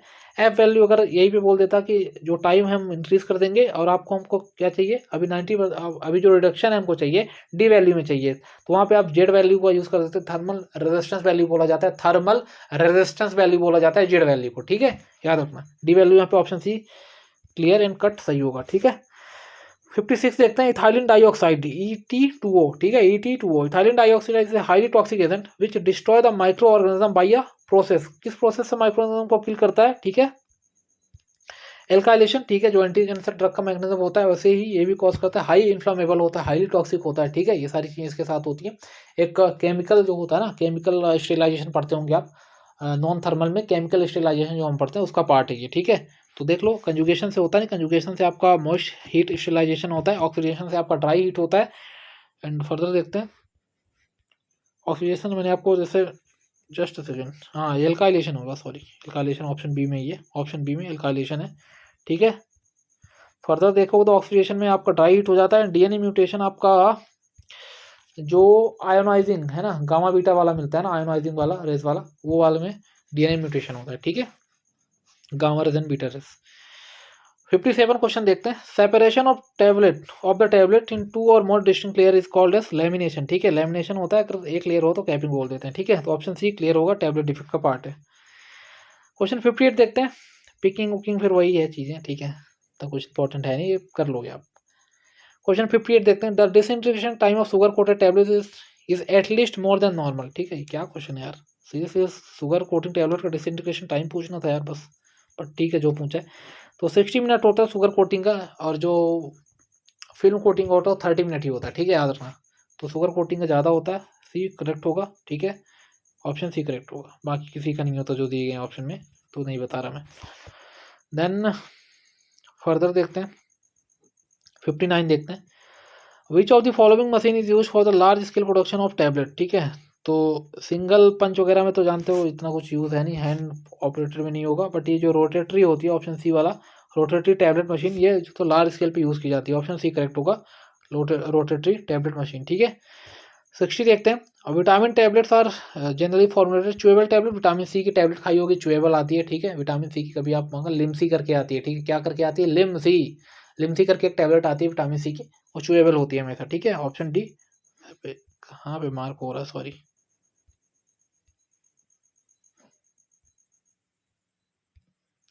ऑप्शन डी च्यूएबल टैबलेट, ठीक है।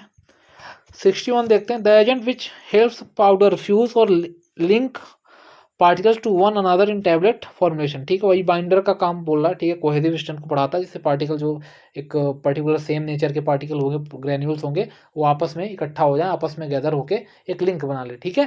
सो ये होगा बाइंडर आपका, ऑप्शन है क्लियर होगा, बाइंडर, ठीक है। बाकी ट्राई का कांत कैसे होगा, बाइंडर होके एक लिंक बना ले, ठीक है। सो ये होगा बाइंडर आपका, ऑप्शन है क्लियर होगा, बाइंडर, ठीक है। बाकी ट्राई का कांत कैसे होगा, बाइंडर की तरफ यूज़ करते हो ना आप, ड्राई बाइंडर होता है, वेट बाइंडर, तो मैंने आपको एग्जांपल बताया वो वेट बाइंडर का है, ठीक है, ड्राई बाइंडर पे आप पीवीपी वगैरह यूज़ करते हो, ठीक है।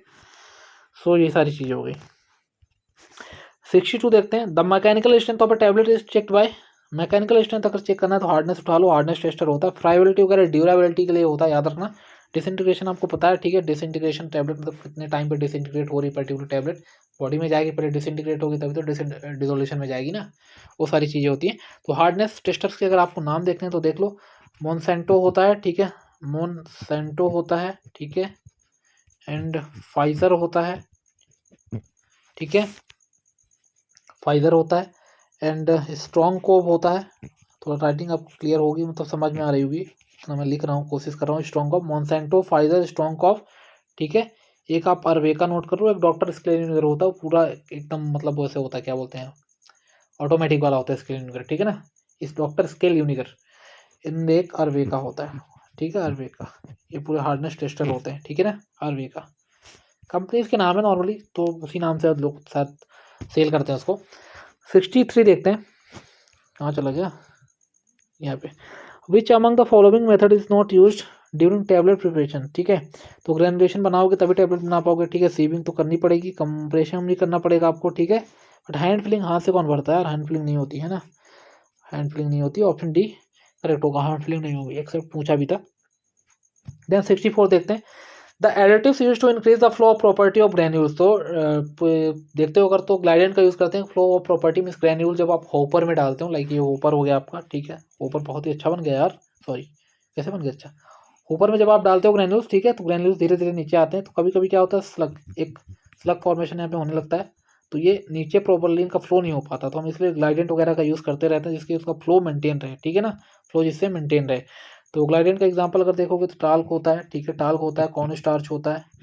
टाल्क अगर पूछे तो कोई 1 से 5% यूज़ करते हैं, पूरा ऑफिशियल है, मतलब पूरा ऑफिशियल स्टैंडर्ड बुक से आप लिख सकते हो, ठीक है, कोई दिक्कत नहीं है। 5 टू गलत होगा, तुम्हारा भाई खड़ा है, 5 to 10%, ठीक है। टाल्क 1 to 5%, कॉर्न स्टार्च आपका 5 to 10%, और आपका कोलोइडल सिल का भी यूज़ होता है जिसको आप एरोसिल, सेलॉइड, ठीक है, ये सारी चीज़ें बोलते हो, कैबोसिल, एरोसिल, सेलॉइड, कैबोसिल बोला जाता है, सॉरी कैबोसिल नहीं बोला जाता है, यस, बट वो कोलोइडल सिल का याद रखना, उसको 0.25 से 3% यूज़ करते हैं। कितना यूज़ करते हैं, 0.25 से 3% कोलोइडल सिलिका को यूज़ करते हैं, 0.25 से 3%, ठीक है। देन बता दिया इसमें आपको क्या मैंने, ऑप्शन हाईलाइट कर देता हूँ, ऑप्शन सी ग्लाइडेंट होगा, ठीक है। क्वेश्चन 65 देखते हैं। Filler are often incorporated into a polymer to enhance the, ठीक है, filler are often incorporated into a polymer to enhance, ठीक है, क्या इनहेंस करने के लिए, उसे देखा जाए तो थिकनेस बढ़ाने के लिए भी यूज़ होता है अगर देखते हैं तो, ठीक है, क्योंकि बल्क तो बढ़ेगा तभी होगा, ठीक है, बट मैकेनिकल स्ट्रेंथ भी हो सकता है, बट मैकेनिकल स्ट्रेंथ मुझे नहीं लग रहा है इतना एक्यूरेट होगा, बट थिकनेस मुझे लग रहा है एक्यूरेट होगा, तो मैं थिकनेस के साथ जा रहा हूँ, ठीक है ना। इसका मैंने बहुत ट्राई किया बट मुझे थिकनेस सही लग रहा है, ऑप्शन डी करेक्ट होगा, थिकनेस। सॉल्युबिलिटी का कोई रोल नहीं है, विस्कोसिटी का कोई रोल ही नहीं है, ठीक है ना, ऑप्शन डी थिकनेस होना चाहिए, ठीक है। फिलर्स तो फिर बहुत सारे होते हैं, डाल्विन के एग्जांपल है ना, शुगर बेस्ड होते हैं, आपका सेलुलोज बेस्ड होता है, सॉरी स्टार्च वगैरह, सेलुलोज वगैरह बहुत सारे होते हैं उसके example.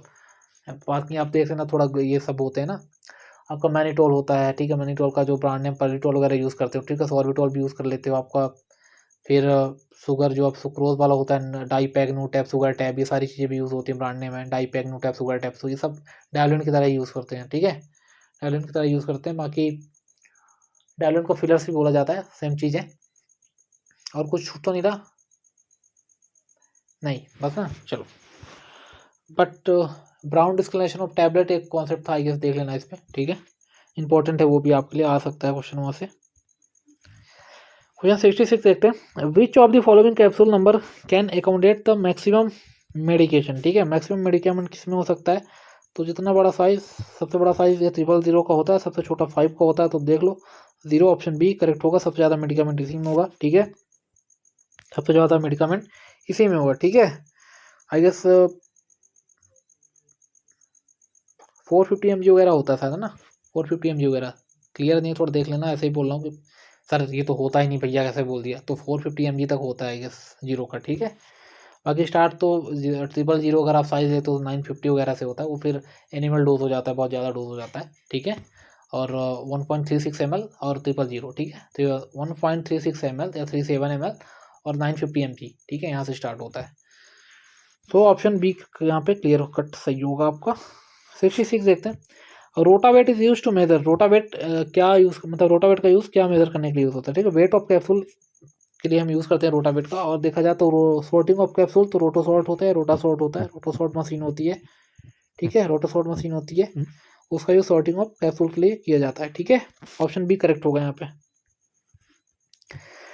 68 green bone is source of, तो बी से आप याद रखो बोन है तो कौन सा होगा, टाइप बी होगा, ठीक है, टाइप बी होगा, टाइप बी जिलेटिन होगा, बी से याद रखना green bone, B letter bone को रिप्रेजेंट करेगा, सेम बी आपसे याद करो टाइप बी, ठीक है, किस्सा ही खत्म इसका, यहाँ से टाइप बी जिलेटिन कभी भूलेगा ही नहीं। टाइप ए जिलेटिन आपका पोर जिलेटिन होता है, पोर की स्किन जिलेटिन बोल सकते हो, टाइप बी जिलेटिन को आप फार्माजिल बोलते हो, अगर आइसोइलेक्ट्रिक पॉइंट पूछता है तो 9 होता है और उसका 4.7 होता है टाइप बी का, फार्माजिल बी, टाइप बी और ग्रीन बोन सेम चीज़ है, ठीक है, ऑप्शन बी करेक्ट होगा। Question 69 sterilisation by autoclave is an example of, तो ऑटोक्लेव से अगर पूछता है आपका स्टेलाइजेशन किसका एग्जांपल है, तो बता सकते हो क्या मॉइस्ट हीट स्टेलाइजेशन है, ठीक है, मॉइस्ट हीट स्टेलाइजेशन है, ठीक है, ऑटोक्लेविंग। एंड टेम्परेचर अगर देखना है तो 150 होता है सबसे कम, देन 121 होता है, 126 होता है एंड 124 होता है, ठीक है, ये इसके टेम्परेचर होते हैं, ठीक है। 150 115 121 126 134। और वो ऐसे फिर वैसे जैसे जैसे टेम्परेचर बढ़ेगा वैसे वैसे टाइम आपका कम होता जाता है। स्टार्टिंग में आपको 30 मिनट लगेगा, फिर आपको 15 मिनट लगेगा, फिर आपको 10 मिनट लगेगा, 10 मिनट लगेंगे, लास्ट टेम्परेचर आते आते आपको 3 मिनट लगता है, ठीक है। वैसे PSIG प्रेशर भी होता है, प्लस पर स्क्वायर इंच जो गेज वाला प्रेशर होता है वो भी हम PSIG बोलते हैं उसको, ठीक है। पर आप इतना याद रखना कि 115 डिग्री जो है तो उस पर कितना टेम्परेचर लगेगा, मतलब कितना टाइम लगेगा, 30 मिनट का लगेगा। उसके बाद अगर आप ऐसे जैसे टेम्परेचर इंक्रीज करते जाओगे टाइम जो है तो घटता जाता है, मतलब इन्वर्सली प्रोपोर्शनल हो रहा है, ठीक है, एक्सपोजर टाइम का। सो ऑप्शन बी करेक्ट होगा। क्वेश्चन 70 देखते हैं। Which of the following type of glass container for parenteral preparation is most resistant to chemical deterioration, ठीक है। तो केमिकल से कौन सा खराब नहीं होगा, ठीक है, पेरेंटल प्रिपरेशन में टाइप कौन जैसे सबसे ज्यादा रेजिस्टेंट होता है, ठीक है। बोरोसिलिकेट ग्लास, लैब वगैरह में भी वही यूज होता है, बोरोसिलिकेट ग्लास। सिंटर ग्लास वगैरह का बना होता है, सिंटर्ड ग्लास का बना होता है बोरोसिलिकेट ग्लास, ठीक है। टाइप 1, ठीक है, बोरोसिलिकेट ग्लास, बोरोसिलिकेट। फिर उसके बाद treated soda lime general purpose ये सारी ग्लासेस आती हैं, तो टाइप ए करेक्ट होगा आपका, बोरोसिलिकेट। क्वेश्चन 71 देखते हैं। Autoclaving of ampoules is an in a dye bath एस, क्या चीज़ है यार, अच्छा डाई बाथ में ऐसा करते हैं, सॉरी। ऑटोक्लोविंग जब हम करते हैं एम्प्यूल्स का तो सॉरी लीकिंग के लिए होता है। लीकिंग देखते हैं कि लीक तो नहीं हो रहा है, मिथाइलिन ब्लू यूज़ करते हैं, आई गेस 0.2% यूज़ करते हैं, क्या 0.2% कुछ ऐसे करते हैं मिथाइलिन ब्लू। अगर लीक हो रहा है तो उसमें पता चल जाता है, ठीक है, कि मतलब हम आइडेंटिफाई कर सकते हैं कि लीकिंग है, बस एम्प्यूल्स में यूज़ होता है, ठीक है। अब लार्ज वॉल्यूम पेरेंटस वगैरह में ये सारी चीज़ें यूज़ नहीं होती, ठीक है। तो ऑप्शन सी करेक्ट होगा, लीकर टेस्ट। क्वेश्चन 73 देखते हैं। What are the package called that come directly in contact with formulation. तो डायरेक्ट अगर फॉर्मुलेशन से कॉन्टैक्ट में आ रहा तो प्राइमरी होगा, ठीक है। जब पहली बार आप अपनी गर्लफ्रेंड के कॉन्टैक्ट में आते हो तब बात करते हो, ठीक है, फोन पे चैट्स होती हैं, कॉल होती है, तो आप प्राइमरी होते हैं फर्स्ट टाइम, ठीक है। उसके बाद जो चीज़ें होती हैं अगर आपके साथ हो रही हैं उसके साथ हो रही है तो फिर सेकेंडली थर्डली ऐसी चीज़ें बढ़ती जाती हैं, वही वाली चीज़ इसमें तो जो है तो पहला प्राइमरी है। तो ऑप्शन कौन सा करेक्ट होगा, बी करेक्ट होगा, primary. Then 74 identify the mechanism of hammer mill. Hammer mill का इम्पैक्ट होता है, पता है आपको, ठीक है। इम्पैक्ट में मारो, खत्म करो कहानी। कटिंग का कटर होता है, कंप्रेशन का रोलर मिल होता है, ठीक है। रोलर मिल कंप्रेशन का होता है, ठीक है ना, याद रखना। सीट लाइफ प्रोडक्ट्स वगैरह कंप्रेशन में यूज़ करते हैं, तोड़ना फोड़ना उसको अगर साइज रिड्यूस करना है सीट लाइफ प्रोडक्ट्स वगैरह का, ठीक है, क्लियर करते हैं। सो ऑप्शन ए करेक्ट होगा, इम्पैक्ट। ये क्वेश्चन आया हुआ है, ठीक है, किसी MPPGCL क्वेश्चन में, MPPGCL फार्मासिस्ट जो MP फार्मासिस्ट का एग्जाम हुआ था उसमें आया हुआ क्वेश्चन है, ठीक है। जस्ट सेकंड थोड़ा पानी पी लिया जाए।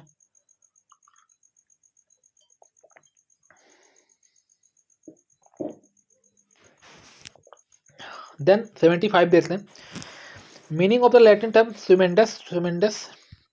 स्विमेंडस को आप क्या एक और टर्म कोई होती है ना, पर टॉपिक देख लो आप। टू बी टेकन बोलते हैं, ठीक है। यू टेक था होता है, टू बी यूज यूटेंडस होता है, टू बी अप्लाइड अगर देखो तो अप्लाइड के लिए क्या यूज़ करते हैं लैटिन टर्म, अप्लाइड के लिए लैटिन टर्म आप यूज़ कर सकते हो एडेंडस, तो आपका नहीं होता है, ठीक है। सिमेंडस एडेंडस सेम चीज़ होती है, एडेंडस सिमेंडस, ठीक है, सेम चीज़ होती है। सिमेंडस एडेंडस टू बी टेकन, गिवन का डेंडस बोलते हैं, डेंडेसस या डेंडस बोलते हैं ऐसे, ठीक है। यूटेंडस टू बी यूज हो गया। अप्लाइड का कुछ वर्ड होता है बट मुझे याद नहीं आ रहा मुझे, ठीक है, तो छोड़ो, to be taken option A correct हो गया, टाइम बहुत जा रहा है। क्वेश्चन 76 देखते हैं। Which of the following drug must to be sold by retail only after production नहीं होगा, ओनली आफ्टर क्या होता है, शो करता है ना, only after showing a prescription by RMP, ठीक है। तो जो प्रिस्क्रिप्शन RMP जो है तो लिख के देगा आपको, है ना, राइट करके देगा, वो अगर आप लेके जाओगे किसी मेडिकल स्टोर में तो तभी आपको दवाई मिलेगी, तभी आपको मिलेगी, ठीक है ना। तो ऐसी ड्रग शेड्यूल H में आती हैं, ठीक है, प्रिस्क्रिप्शन ड्रग्स बोलते हैं, शेड्यूल H,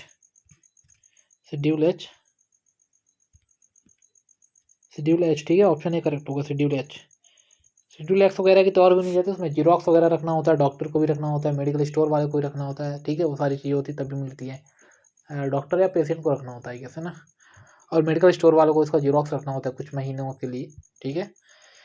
देन क्वेश्चन 77 देखते हैं, और M में आपको वही सुपरविजन वगैरह है, ठीक है। 77 देखो। Which of the following schedule to the drug in cosmetic rules refers to the requirement of pharmacy. So schedule जो है तो N बोलता है, ठीक है, शेड्यूल N बोलता है, सॉरी, शेड्यूल कहाँ गया N यार, ऑप्शन बी करेक्ट होगा, शेड्यूल N बोलता है which of the following schedule to the drug and cosmetic rule refer to requirement of a pharmacy. तो वही है, ठीक है, रिक्वायरमेंट्स ऑफ फार्मेसी को पूरी करनी क्या चीज़ें होती है, मिनिमम क्या चीज़ें आपको रखनी चाहिए, सारी चीज़ें शेड्यूल एन में दी गई हैं, ठीक है। बी लेबोरेटरी होता है, वो आपको पता है कि डिसइंफेक्टेंट फ्लूइड होता है। पी आपको पता है कि लाइफ एड होता है किसी ड्रग का, ठीक है। 78 देखते हैं, the application for the issue of a permit import small quantities of drug for personal use in a made to the licence authority, ठीक है। तो इंपोर्ट लाइसेंस की बात करता है कि आपको स्मॉल क्वांटिटीज में अपने पर्सनल यूज़ के लिए ड्रग को इंपोर्ट करवाना है कहीं से, तो कौन से लाइसेंस में आपको अप्लाई करना है, ठीक है। एप्लीकेशन को पूछ रहा है, तो 12A में आपको अप्लाई करना है, 12B में आपको मिल जाता है, ठीक है। तो ऑप्शन बी करेक्ट होगा, 12A, ठीक है।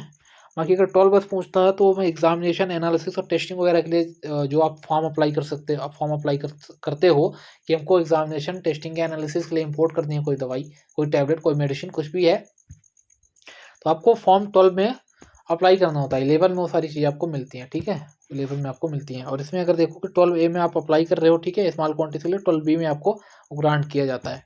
तो ये हो गया इंपोर्ट के लाइसेंस। फॉर्म नंबर 9 बहुत ही इंपॉर्टेंट होता है इंपोर्ट के लिए, ठीक है, ऑप्शन बी करेक्ट होगा। देन क्वेश्चन 79 देखते हैं, which of the following act regulate the objection level act. तो ऑब्जेक्शन लेवल एक्ट जो एडवर्टीजमेंट एक्ट होता है, तो मैजिक रेमेडी एक्ट होता है 1954, ठीक है, 1954। सो ऑप्शन बी करेक्ट होगा, drug and magic remedy act, objection level advertisement act के नाम से भी जानते हैं उसको। Question 80, a pharmacy professional should be, ये क्वेश्चन आया हुआ है, पता नहीं इस क्वेश्चन का लॉजिक समझ नहीं आता कभी भी मुझे, बट आया हुआ क्वेश्चन है ये भी, ठीक है। ऑब्जर्वेंट, अच्छा चौकस व्यक्ति होना चाहिए, और हिंदी बहुत अच्छा वर्ड है, चौकस होना चाहिए, मतलब चौकस, नजरें उसकी चारों तरफ होनी चाहिए, चौकस।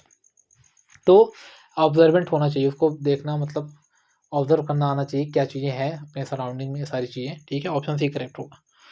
क्वेश्चन 81 देखते हैं, hospital acquired infection are called. तो हॉस्पिटल जो एक्वायर्ड इन्फेक्शन होता है उसको हम नोजोकोमियल बोलते हैं, नोजोकोमियल इन्फेक्शन बोलते हैं। हॉस्पिटल एक्वायर्ड जो हेल्थ केयर एक्वायर्ड होते हैं ना ये इन्फेक्शन, उनको हम नोजोकोमियल में ही रखते हैं, नोजोकोमियल, ऑप्शन बी करेक्ट होगा। प्राइमरी में अगर आप देखते हो तो हमारा प्राइमरी इन्फेक्शन वो इन्फेक्शन है जो कि आपको पहली बार होता है, मे बी फर्स्ट टाइम जो इन्फेक्शन होता है आपको वो प्राइमरी होता है। सेकेंड टाइम या सेकेंडरी इन्फेक्शन उसको बोल दोगे आप कि आपको पहले से एक इन्फेक्शन हुआ पड़ा है, बट सेकेंडरी आपको और एक इन्फेक्शन हो चुका है, ठीक है, आप रेजिस्ट नहीं कर पाई आपकी बॉडी, और दूसरा इन्फेक्शन भी आपको हो गया, तो सेकेंडरी इन्फेक्शन हो जाता है।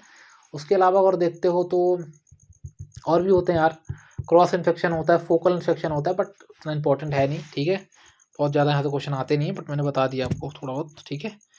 लैटेंट एक दिया, ये नोजोकोमियल आपका करेक्ट होगा, ऑप्शन बी। 82 देखते हैं, कॉन्सेप्चुअल स्किल्स डील्स विद, ये आपका आरआरबी 2019 का क्वेश्चन है, ठीक है। तो आइडियाज से डिस्कस करता है, जो आइडियाज होते हैं मैंने करवाया भी है पीवाईक्यू में पहले भी, ठीक है, ऑप्शन ए करेक्ट होगा, ठीक है, बताने की कोई जरूरत है नहीं इसमें। 83 देखते हैं, who is secretary of the PTC. PTC का सेक्रेटरी अगर देखो तो हेड जो है तो कौन सा होता है, फिजिशियन ही होता है, जब चीफ फार्मासिस्ट का सेक्रेटरी होता है, ऑप्शन बी करेक्ट होगा। The pharmacy and therapeutic committee is compose of, तो किससे मिलकर बनी होती है, तो एक फिजिशियन होता है, एक नर्स होती है, एक फार्मासिस्ट होता है। तो हम अगर देखोगे तो एटलीस्ट 3 फिजिशियंस होने चाहिए, ए फार्मासिस्ट एंड ए नर्स, ठीक है, मतलब एक एक नर्स और फार्मासिस्ट होने चाहिए, कम से कम 3 फिजिशियंस होने चाहिए, ऑप्शन डी करेक्ट होगा। देन 85 देखते हैं, drug basket dispensing of method is adopted in the, तो नॉन जो चार्ज फ्लोर स्टॉक होता है, ठीक है, चार्ज फ्लोर स्टॉक होता है, एम्बुलेटरी होता है, कंट्रोल होता है, सारी चीज़ें अलग अलग चीज़ें हैं, ठीक है। आईपी ये जो चार्ज फ्लोर स्टॉक वगैरह होता है, नॉन चार्ज होता है, सब आईपीडी का ही पार्ट होता है, ठीक है। तो नॉन चार्ज फ्लोर स्टॉक होगा, ऑप्शन ए करेक्ट होगा, ड्रग बास्केट डिस्पेंसिंग याद रखना। 86 देखते हैं, which of the following characteristic found in both Menkes as well as Wilson disease. अच्छा क्वेश्चन है, मेंकिस एंड विल्सन डिसीज। तो मेंकिस एंड विल्सन डिसीज में अगर आप देखोगे तो एम का क्या होता है, नंबर प्लेस वैल्यू, एम का प्लेस वैल्यू हमेशा होता है, एम का प्लेस वैल्यू हमेशा 13 होता है, ठीक है, M N O 12 M N O है ना, 13 14 15, ठीक है, 13 होता है एम का प्लेस वैल्यू। और यहाँ पे डब्ल्यू का देखते हो, डब्ल्यू का 23 होता है। तो बड़ा कौन है, विल्सन है, विल्सन है, विल्सन बड़ा है। तो कॉपर का एक्सेस किस में होगा, जो चीज़ बड़ी होगी उसमें कॉपर का एक्सेस भी ज़्यादा होगा, तो कॉपर का एक्सेस विल्सन में होता है। और कॉपर की डेफिशिएंसी आप पूछे तो जो एम जो है आपका क्या है, 13 है, डब्ल्यू से कम है, इसलिए कॉपर की डेफिशिएंसी कहाँ पे होगी, मेंकिस या मेंकिस डिसीज में होगी, ठीक है, मेंकी या मेंकिस डिसीज में होगी कॉपर की डेफिशिएंसी।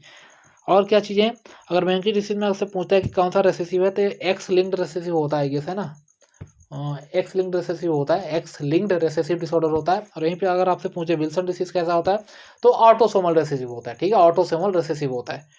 और क्या चीज़ें ATP7A अफेक्टेड होती है। ATP7A का वर्क होता है कि इंटेस्टाइन में एब्जॉर्ब करना कापर को, और ATP7A में डिफेक्ट होने की वजह से क्या होता है कि इंटेस्टाइन से जब कापर एब्जॉर्ब नहीं होता तो डेफिशिएंसी हो जाती है बॉडी में, ठीक है। और सेरेब्रोप्लाज्मिन दोनों केस में कम होता है, याद रखना, सेरेब्रोप्लाज्मिन दोनों ही केस में कम होता है, चाहे वेंकीस हो चाहे विल्सन हो। इतना डीप में कोई नहीं बताएगा तुमको, इवन क्लास में कोई नहीं बताएगा, ये तो मॉडल पेपर है, ठीक है। चलो, ATP7 भी कहाँ डिफेक्ट होता है, विल्सन में होता है। क्या होता है कि लीवर में भी जरूरत होती है ATP7 भी की, ठीक है। फिर उसके बाद इनकॉर्पोरेट करता है कापर को सेरेब्रोप्लाज्मिन वगैरह में, तो वहाँ भी सेरेब्रोप्लाज्मिन का लेवल कम ही होता है विल्सन डिसीज में भी। तो देख लो, डिफेक्ट इन ATP7 है तो दोनों में तो नहीं होता, क्योंकि दोनों का करेक्टरशिप पूछा है एक साथ, ठीक है। तो 7A और 7B अगर होता तो ये करेक्ट होता, बट ये करेक्ट नहीं होगा। उसके बाद एक्सेस कापर, ये भी नहीं होगा, दोनों चीज़ होनी चाहिए। लो लेवल ऑफ सेरेब्रोप्लाज्मिन, ये आपका करेक्ट हो सकता है, ठीक है। लो लेवल ऑफ सेरेब्रोप्लाज्मिन करेक्ट होगा। बोथ आर ऑटोसोमल नहीं, आपका मेंकिस क्या है, एक्स लिंक्ड रिसेसिव है, विल्सन क्या है, ऑटोसोमल रिसेसिव है, ठीक है। ऑप्शन सी करेक्ट होगा। 87 देखते हैं, which of the following combined with rivastigmine decrease its efficacy. Rivastigmine कैसी ड्रग है, रिवास्टिगमिन अगर आप देखते हो तो जो reversible anticholinesterase enzyme inhibitor होते हैं, ठीक है, वहाँ पे जाके जो एसिटाइल कोलिन एस्टरेज एंजाइम होता है वहाँ पे बाइंड होते हैं, उसकी एक्टिविटी को कम करते हैं। इसका काम क्या होता है कि एसिटाइल कोलिन के मेटाबॉलिज्म वगैरह को बढ़ाना। तो जब एसिटाइल कोलिन का मेटाबॉलिज्म बढ़ेगा नहीं तो एसिटाइल कोलिन का जो लेवल है ब्लड में बढ़िया इंक्रीज होगा, अपना काम होगा जो उसका काम करवाना है एसिटाइल कोलिन का, ठीक है, मूवमेंट वगैरह बढ़िया, ठीक है, वो सारी चीज़ें होगी। बट रिवर्स ट्रीटमेंट में देखो तो अपना काम कर रहा है एसिटाइल कोलिन के लेवल को जनरली बढ़ा रहा है। तो क्या कर रहा है, एसिटाइल कोलिन के लेवल को बढ़ा रहा है। देखते जाना, ठीक है, बोर नहीं होना है आपको, बोर हो जाओगे तो मज़ा नहीं आएगा ना। और ट्राई साइक्लिक डिप्रेसेंट उठाओ, बाकी कुछ उठाने की जरूरत नहीं है। आपने पढ़ा होगा कि ट्राई साइक्लिक डिप्रेसेंट या एंटी डिप्रेसेंट, जिसको TCA sorry try cyclic anti depressant sorry TCA जो होता है उसमें हमेशा एंटी कोलिनर्जिक प्रॉपर्टी बहुत ज़्यादा देखने के लिए मिलती है, इसलिए हम SSRI को ज़्यादा प्रीफर करते हैं। इनकी सब डिप्रेशन, इनके सब अगर हमको देनी है, आपको एंजाइटी वगैरह में देती हैं, तो हम बहुत ज़्यादा किसको प्रेफर करते हैं, SSRI को प्रेफर करते हैं, क्योंकि SSRI में ये वाला जो एंटीकोलिनर्जिक प्रॉपर्टी है थोड़ा बहुत कम होती है, बहुत कम होती है, ठीक है, ना के बराबर होती है, समझ लो आप, ठीक है। क्योंकि देखो, हाँ ठीक है, तो आप इधर दे रहे हो एसिटाइल कोलिन को बढ़ाने वाली ड्रग रिवास्टिगमिन। रिवास्टिगमिन जनरली आपने पढ़ा होगा कि कौन से डिसीज में यूज़ करते हैं अपन, अल्जाइमर वगैरह में यूज़ करते हैं, क्योंकि वहाँ पे कॉग्निशन इन्हेंसर की जरूरत होती है। एसिटाइल कोलिन वर्क ऐसे कॉग्निशन इन्हेंसर, ठीक है, कॉग्निशन इन्हेंसर की तरह वर्क करता है, ठीक है। तो शॉर्ट टर्म मेमोरी लॉस बोल सकते हो, भूलती रहती हैं चीज़ें। तो एसिटाइल कोलिन को हम बढ़ाते हैं वहाँ पे, बट आप वहीं पे अगर TCA दे दोगे तो क्या होगा, एसिटाइल कोलिन का लेवल एंटी कोलिनर्जिक प्रॉपर्टी होगी तो एसिटाइल कोलिन का लेवल क्या करने लगेगा, कम करने लगेगा। तो इन दोनों को कभी भी हम कंबाइन करके नहीं देते, क्या नहीं देते, कंबाइन करके नहीं देते TCA और किसको। अब TCA में जो भी ड्रग हैं, ठीक है, पर्टिकुलर होती हैं, कुछ होती हैं कि जो सिर्फ नॉर एड्रेनलिन के रिएप्टेक को इनहिबिट करती हैं, कुछ 5-HT और नॉर एड्रेनलिन दोनों के रिएप्टेक को इनहिबिट करती हैं, सारी चीज़ें होती हैं, है ना। तो बस इतना ही था इसमें, समझ गए होंगे आप। TCA ऑप्शन सी करेक्ट होगा। Question 88, which of the following adverse effect of levodopa is not minimize even after combining it with carbidopa. Carbidopa क्या है, कार्बिडोपा क्या है, dopa decarboxylase inhibitor. Periphery में क्या होता है, जब लीवोडोपा आप देते हो, ठीक है, आपने प्रोडक्ट बनाया, डोपामिन तो पहले आप दे रहे थे तो क्या हो रहा था, ठीक है, डोपामिन अगर आप पहले दे रहे थे नॉर्मली तो पहले तो क्रॉस नहीं कर पा रहा था आपका, ठीक है, ट्रिपल बी जो आपका हाइपोथेटिकल एक ब्रेन में बैरियर होता है, ठीक है, ठीक है, सही वहाँ बैरियर नहीं होता है ना, हाइपोथेटिकल बैरियर ही है वो, बैरियर होता है, उसको तो क्रॉस कर नहीं पा रहे थे, ठीक है। तो आपने क्या बनाया, और अगर पेरीफेरी में, अगर सॉरी डोपामिन का अगर पेरीफेरी में हम देखते हैं क्या साइड इफेक्ट था, पहले वो देख लेते हैं। तो उसका पोस्चरल हाइपोटेंशन कर रहा था, पाव से याद रखना, पोस्चरल हाइपरटेंशन, अरिथमिया कर रहा था, vomiting, postural hypertension, arrhythmia, vomiting, पाव से याद रखना, ये 3 चीज़ें कर रहा था। इसको देखते हुए हमने क्या बनाया, इसका प्रोडक्ट बनाया, लीवोडोपा बना दिया, ठीक है। चलो हम लीवोडोपा आप देंगे, लीवोडोपा हमने दिया, अभी डोपा जो डिकार्बोक्सिलेशन ना तो आया, ठीक है, घूमते घामते आया, बोला अरे ये तो होशियारी दिखा रहा है, अरे ये तू चलाक तो मैं ज़्यादा चलाक, ठीक है, ये वाला सीन हो गया, ठीक है ना। तो डोपा डिकार्बोक्सिलेशन क्या ब्रेक कर दिया इसने फिर से यहीं पे, तो कोई मतलब नहीं रह गया देने का। तो हमने क्या किया, हमने और चालाकी दिखाई, हम भी ह्यूमन है यार, इनसे तो ज़्यादा होशियार है ना। तो क्या करेंगे, हम डोपा डिकार्बोक्सिलेशन इनहिबिटर हमने दे दिया, तो पेरीफेरी में अब इसका जो लीवोडोपा से डोपामिन में कन्वर्जन हो गया, वो इनहिबिट हो गया, क्योंकि हमको चाहिए तो ब्रेन में लीवोडोपा टू डोपामिन कन्वर्जन, तो इसको काम ही करना, तो जाके ब्रेन में काम करे, वहाँ पे अच्छा होगा इसके लिए, ठीक है। तो सिंपल चीज़, इसलिए हम कार्बिडोपा देते हैं, डोपा डिकार्बोक्सिलेज इनहिबिटर। इतना जो प्रवचन देने का मतलब ये है कि आप चीज़ों को समझो, आप चीज़ों को समझो, ना कि आप चीज़ों को रटो, ठीक है, कॉन्सेप्ट पकड़ो। पता है मुझे कॉन्सेप्ट के क्वेश्चन नहीं आते हैं, आपके फार्मासिस्ट एग्जाम में बहुत कम आते हैं, ठीक है, बट फिर भी कॉन्सेप्ट पे जोर दो, आगे आपको काम आएंगे, ठीक है ना ये चीज़ें। तो कार्बिडोपा, ठीक है, and benserazide, both are the dopa decarboxylase inhibitor, ठीक है, ड्रग्स। तो इसके साथ अगर देते हो ना तो ये पाव वाला जो मैंने बताया, पोस्चरल हाइपोटेंशन हो गया, अरिथमिया हो गया, ये सारी चीज़ें, वॉमिटिंग हो गई, ये सारे तो आपको देखने के लिए नहीं मिलेगा, ठीक है। ये सारे क्या होगा, ये मास्क कर देगा, ये मतलब ट्रीट कर देगा, समझो ठीक कर देगा, ठीक है, उसकी जो कमी थी डोपामिन की ठीक कर देगा। बट एक होता है इनवॉलंटरी जो मूवमेंट होता है, इनवॉलंटरी मूवमेंट जबरदस्ती का घूमना टहलना, ठीक है। और एक होता है बिहेवियरल साइड इफेक्ट, बिहेवियर जो चेंज होता है उसको कभी क्या है वो ठीक नहीं कर पाता, क्योंकि लीवोडोपा भी अगर आप देखते हो ना तो सिम्टोमेटिक ही है, सिम्टोमेटिक ही काम करता है, सिम्टोमेटिक ट्रीटमेंट ही होता है लीवोडोपा, ठीक है ना। तो फर्दर हम मूव करते हैं, अपने ऑप्शन देखते हैं क्या चीज़ें हैं। तो नोजिया वोमिटिंग मैंने बता दिया, वो कम कर देगा। अब आप खुद से कर सकते हो यार, मैं नहीं बताऊंगा तो भी। On off effect, on off effect को भी अगर देखो तो कुछ ऐसा रोल नहीं होता, हम कुछ और ड्रग्स यूज़ करते हैं ऑन ऑफ इफेक्ट के लिए। एंड देन इनवॉलंटरी मूवमेंट ये वाला नहीं करता, ठीक है ना, ऑप्शन ए करेक्ट होगा। इनवॉलंटरी मूवमेंट और बिहेवियरल साइड इफेक्ट ये दोनों चेंज नहीं करता। ऑन ऑफ इफेक्ट के लिए हम दे देते हैं लेवोटायरासिटामोन वगैरह, ठीक है, लाइकोसामाइड दे देते हैं, लेवोटायरासिटाम दे देते हैं, ठीक है, सारी ड्रग्स यूज़ कर देते हैं। नहीं नहीं, एमेंटाडिन देते हैं, सॉरी लेवोटायरासिटामोन नहीं देते, एमेंटाडिन देते हैं। On off effect, switching effect, ठीक है, ये सेम चीज़ है, on off effect, switching effect, सारी सेम चीज़ें हैं जो कि डोपामिन से होती हैं, साइड इफेक्ट की तरह ही वर्क करता है। साथ में डिस्काइनेसिया कॉज करता है, बहुत सारी चीज़ें होती हैं, ठीक है। डिस्काइनेसिया के लिए यूज़ करते हैं एमेंटाडिन वगैरह, ठीक है, एमेंटाडिन और आई गेस लेवेटायरासिटामोन है, ठीक है, लेवेटायरासिटाम एंड जो आपका एमेंटाडिन है वो हम डिस्काइनेसिया के लिए, जो बॉडी का मूवमेंट वो कम होता है उसके लिए यूज़ करते हैं। बाद में साइकोसिस वगैरह भी कॉज करता है, क्योंकि हाइपोथेटिकल आपने पढ़ा होगा साइकोसिस का, जो अभी डेफिनेशन चल रहा है अपने मार्केट में, अपने मतलब फार्मा मार्केट में, तो उसका यही है कि डोपामिन की एक्टिविटी समाव बढ़ रही है। तो हम भी इसमें क्या कर रहे हैं, डोपामिन की एक्टिविटी को बढ़ा ही रहे हैं, ठीक है, पार्किंसन में, है ना। तो डोपामिन के लेवल को बढ़ा ही रहे, तो सम कभी कोई साइकोसिस भी हो सकता है, तो उसके लिए हम यूज़ कर सकते हैं अपना वही क्लोज़ाक्यूटियापिन, ठीक है, एंटी जो साइकोटिक होती हैं क्लोज़ाक्यूटियापिन, वो यूज़ कर देते हैं, ठीक है ना। तो ऑप्शन ए करेक्ट होगा 88 का। 89 देखते हैं, which of the following is wrongly matched regarding the drug elimination, ठीक है। कैल्शियम चैनल ब्लॉकर जो होता है, ठीक है, समझना, कैल्शियम चैनल ब्लॉकर CYP3A4 से ही होता है मेटाबोलाइज। कार्बिडिलोल जितने भी बीटा ब्लॉकर होते हैं CYP2D6 मार लो, ठीक है, मोस्टली उसी से होते हैं, CYP2D6 से होती हैं, ठीक है। डिजॉक्सिन पी ग्लाइकोप्रोटीन से होती है, आपको पता है, ठीक है। इसी को फिर डिजॉक्सिन वगैरह मैं बताता हूँ, फर्दर क्वेश्चन करते फिर मैं कॉन्सेप्ट भी आपको समझाता हूँ। सिम्बास्टैटिन जो लोवास्टैटिन है, प्रोड्रग भी बोल सकते हो लोवा सिम्बास्टैटिन को, ठीक है, ये कंजुगेशन से नहीं होती, ये भी CYP3A4 से ही होती है, ठीक है, CYP3A4 से ही होती है, CYP3A4 से ही होती है, ठीक है। तो ऑप्शन डी इसमें पे करेक्ट होगा, एक्सेप्ट पूछा था, रॉन्गली मैच्ड पूछा था, सॉरी, तो सिम्बास्टैटिन ये वाला होगा, ठीक है, नॉट रॉन्गली मैच्ड एक्सेप्ट, ये सारी चीज़ें ध्यान से पढ़िएगा, ठीक है। ऑप्शन डी करेक्ट होगा। और PDF आपको एज इट इज जैसे मिलती है आपको मिल जाएगी ग्रुप पे, आपको डिस्क्रिप्शन से जो तो लिंक मिलेगा टेलीग्राम को, वहाँ से आपको ज्वाइन हो जाना है, ठीक है, और वहाँ से आपको PDF मिल जाएगी, ठीक है ना। अब देख लेते हैं डिजॉक्सिन का। डिजॉक्सिन का इंपॉर्टेंट में यहाँ पे एक चीज़ होती है, मैं वो देखते हैं, ठीक है। तो आपने देखा होगा पी ग्लाइकोप्रोटीन जो है, क्या है, टाइम कुछ ज़्यादा ही हो रहा है, जस्ट अ सेकेंड, थोड़ा गला गीला कर लिया जाए, ठीक है। जो पी ग्लाइकोप्रोटीन होता है एक इफ्लक्स ट्रांसपोर्टर होता है, आपने एबी जो ATP बाइंडिंग कैस्केट वगैरह होता है, एक्टिव ट्रांसपोर्ट पैसे जो पढ़ा होगा आपने, ठीक है, बायोफॉर्म में पढ़ा होगा आई गेस। तो पी ग्लाइकोप्रोटीन एक इफ्लक्स ट्रांसपोर्टर होता है, ठीक है, एक इंपॉर्टेंट इफ्लक्स ट्रांसपोर्टर होता है, जो कि बहुत सारी ड्रग्स को लाइक लोपेरामाइड हो गया, डिजॉक्सिन डिस्टॉक्सिन हो गया, इनका क्या इफ्लक्स करवाता है, इनका बॉडी से बाहर भेजता है, ठीक है, इससे इनकी टॉक्सिसिटी नहीं होती, मेटाबॉलिज्म समझ लो यहीं से हो रहा है, एलिमिनेशन यहीं से हो रहा है इनका। तो कुछ ड्रग्स होती हैं जो पी ग्लाइकोप्रोटीन को इनहिबिट करती हैं, तो कौन सी ड्रग्स होती हैं।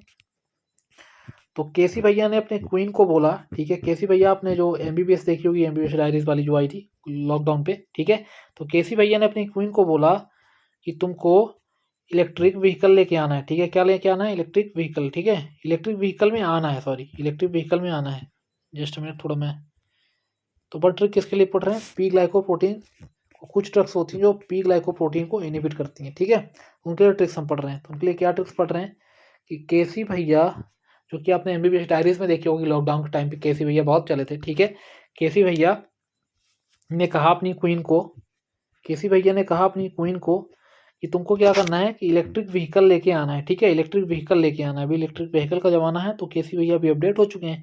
तो के से आपका कीटोकोनाजोल होगा, सी से आपका क्लेरेथ्रोमाइसिन होगा, क्यू से आपका क्यूनिडीन होगा, ठीक है, और इरेथ्रोमाइसिन ई से होगा, और आपका बी से वेरापामिल होगा, ए से आपका क्या होगा, एम्यूडेरोन होगा, सॉरी, एम्यूडेरोन होगा, ठीक है, पोटेशियम चैनल ब्लॉकर आएगा, है ना, एम्यूडेरोन होगा। चीज़ें याद रखना, ठीक है। अभी क्यूनिडीन और एम्यूडेरोन का क्यूनिडीन एम्यूडोरान प्लस डिजॉक्सिन साथ में क्यों नहीं देते? पक्का आपके जीपैट या इसमें क्वेश्चन आ सकता है इंटरेक्शन से, बहुत इंपॉर्टेंट इंटरेक्शन होता है, ठीक है। ड्रग इंटरेक्शन बहुत इंपॉर्टेंट है। क्यों नहीं देते, मैंने रीजन क्लियर किया आपको। क्योंकि ये ड्रग्स क्या करेंगे, क्यूनिडीन एम्यूडोरान जाके पी ग्लाइकोप्रोटीन को इनिबिट करेंगे।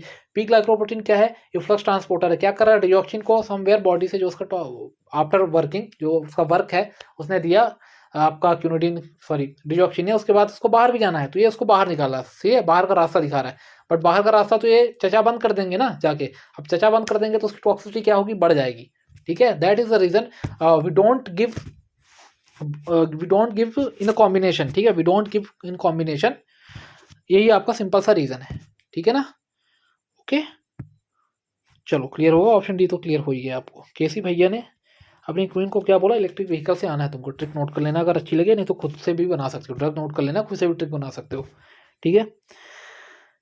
क्वेश्चन 90 देखते हैं।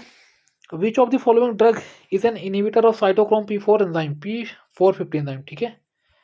तो विच of the following is inhibitor, ठीक है। कीटोकोनाजोल इनहिबिटर होता है, ठीक है। बाकी देखो रिपाम्पिसिन, फेनाटोइन, फिनोबार्बिटल सब एंजाइम इंड्यूसर ड्रग है, ठीक है। सब एंजाइम इंड्यूसर ड्रग है, ठीक है। ऑप्शन ए करेक्ट होगा।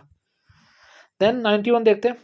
Maintenance dose rate of a drug depend primarily on. तो जो मेंटेनेंस डोज होता है किसी भी ड्रग का किस पे डिपेंड होता है, तो हमेशा क्लियरेंस पे डिपेंड होता है। तो फॉर्मूला क्या बनता है, फॉर्मूला याद रखना है एमसीपी हमेशा। तो maintenance dose is equal to clearance into plasma concentration. क्या लिखोगे, एमसीपी लिखोगे। सबसे पहले ट्रिक, एमसीपी में एम किसको डिनोट करेगा, मेंटेनेंस डोज को करेगा। सी किसको करेगा, क्लियरेंस को करेगा, ठीक है। इनटू क्या करोगे, प्लाज्मा कंसंट्रेशन करोगे, ठीक है। एमसीपी हो गया। और मेंटेनेंस डोज हमेशा क्लियरेंस पे करेगा। तुमको डोज कितना, जितना बॉडी से ड्रग बाहर जाता जाएगा उतना ही ना तुम मेंटेन करोगे डोज को, ठीक है ना। प्लाज्मा से ऐसे मेंटेन करते चलोगे, ब्लड में इतना डोज रहना चाहिए, कितने टाइम पे क्लियर हो रहा है ड्रग, इतना हमको फिर से मेंटेन करना है, तभी तो उसका इफेक्ट आता है ड्रग का, ठीक है। और यहीं पे आपसे अगर पूछे था लोडिंग डोज किस पे डिपेंड करता है, तो हमेशा डिस्ट्रीब्यूशन पे करता है, डिस्ट्रीब्यूशन पे, ठीक है। उसका एलवीपी याद रखना कि loading dose is equal to volume of distribution into plasma concentration, LBP, ठीक है। क्लियर हुआ होगा। ऑप्शन देख लेते हैं। टोटल बॉडी क्लियरेंस, ठीक है, डी क्लियर होगा। वॉल्यूम ऑफ डिस्ट्रीब्यूशन अगर पूछता है तो क्या होगा, यहाँ पे हो जाएगा आपका volume of distribution depends on, मतलब लोडिंग डोज डिपेंड करता है वॉल्यूम ऑफ डिस्ट्रीब्यूशन में, ठीक है ना। फर्दर हम देखते हैं। चलो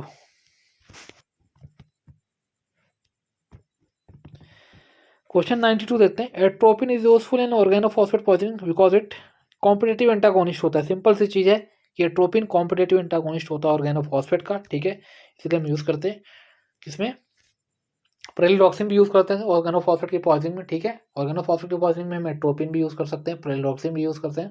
बट प्रेलिडॉक्सिन जो है तो हम कार्बामेट की पॉइजनिंग में यूज़ नहीं करते हैं, याद रखना, ठीक है। में बाइंडिंग साइट का थोड़ा डिफरेंट होता है, ठीक है। एस्टर वोस्टर बाइंडिंग साइट उस पर नहीं होती है आई गेस कार्बामेट पे, और ये प्रेलिडॉक्सिन में एस्टर वाले साइट पे लगता है बाइंड होता है, ठीक है।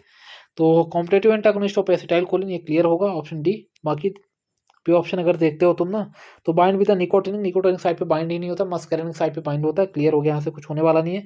एसिटाइल कोलिन के रिले से कोई लेना देना नहीं है, रिएक्टिवेट से तो कोई है ही नहीं मतलब इसका, ठीक है। ऑप्शन डी क्लियर होगा।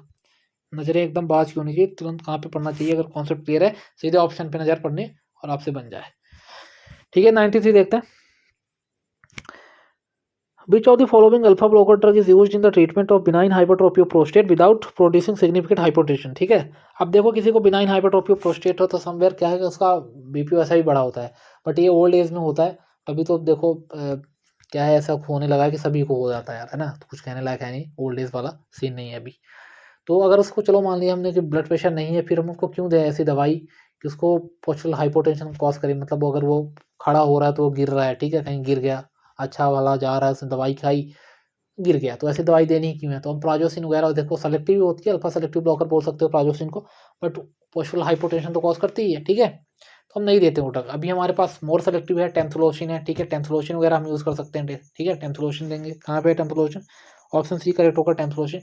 अल्फा वन में भी अल्फा वन ए अगर पढ़ोगे ना, अल्फा वन में भी अगर क्लासीफाई करोगे तो अल्फा वन ए अल्फा वन बी होता है। तो अल्फा वन ए को जो ब्लॉक करके वर्क करता है वो होता है अपना टेम्थोलोसिन, बेचारा टेम्थोलोसिन, ये ज़्यादा इफेक्टिव ड्रग होता है अभी, ठीक है ना। तो हाइपोटेंशन ये कॉज नहीं करता बीएचपी में, इसलिए हम इसको देते हैं। और प्राजोसिन क्या कर रहा था, पोस्टल हाइपोटेंशन कर रहा है। वैसे भी आदमी ओल्ड एज में मतलब बूढ़ा होगा वो व्यक्ति 60-70 साल 65 साल से ज़्यादा अगर मान लो, ठीक है, कोई प्रॉब्लम में कहीं गिर जाएगा तो कौन उठाएगा, ऐसा सीन है ना। ऑप्शन सी करेक्ट होगा। बस 4-5 क्वेश्चन और हैं, है ना, मजा आया होगा आज के सेशन में, है ना।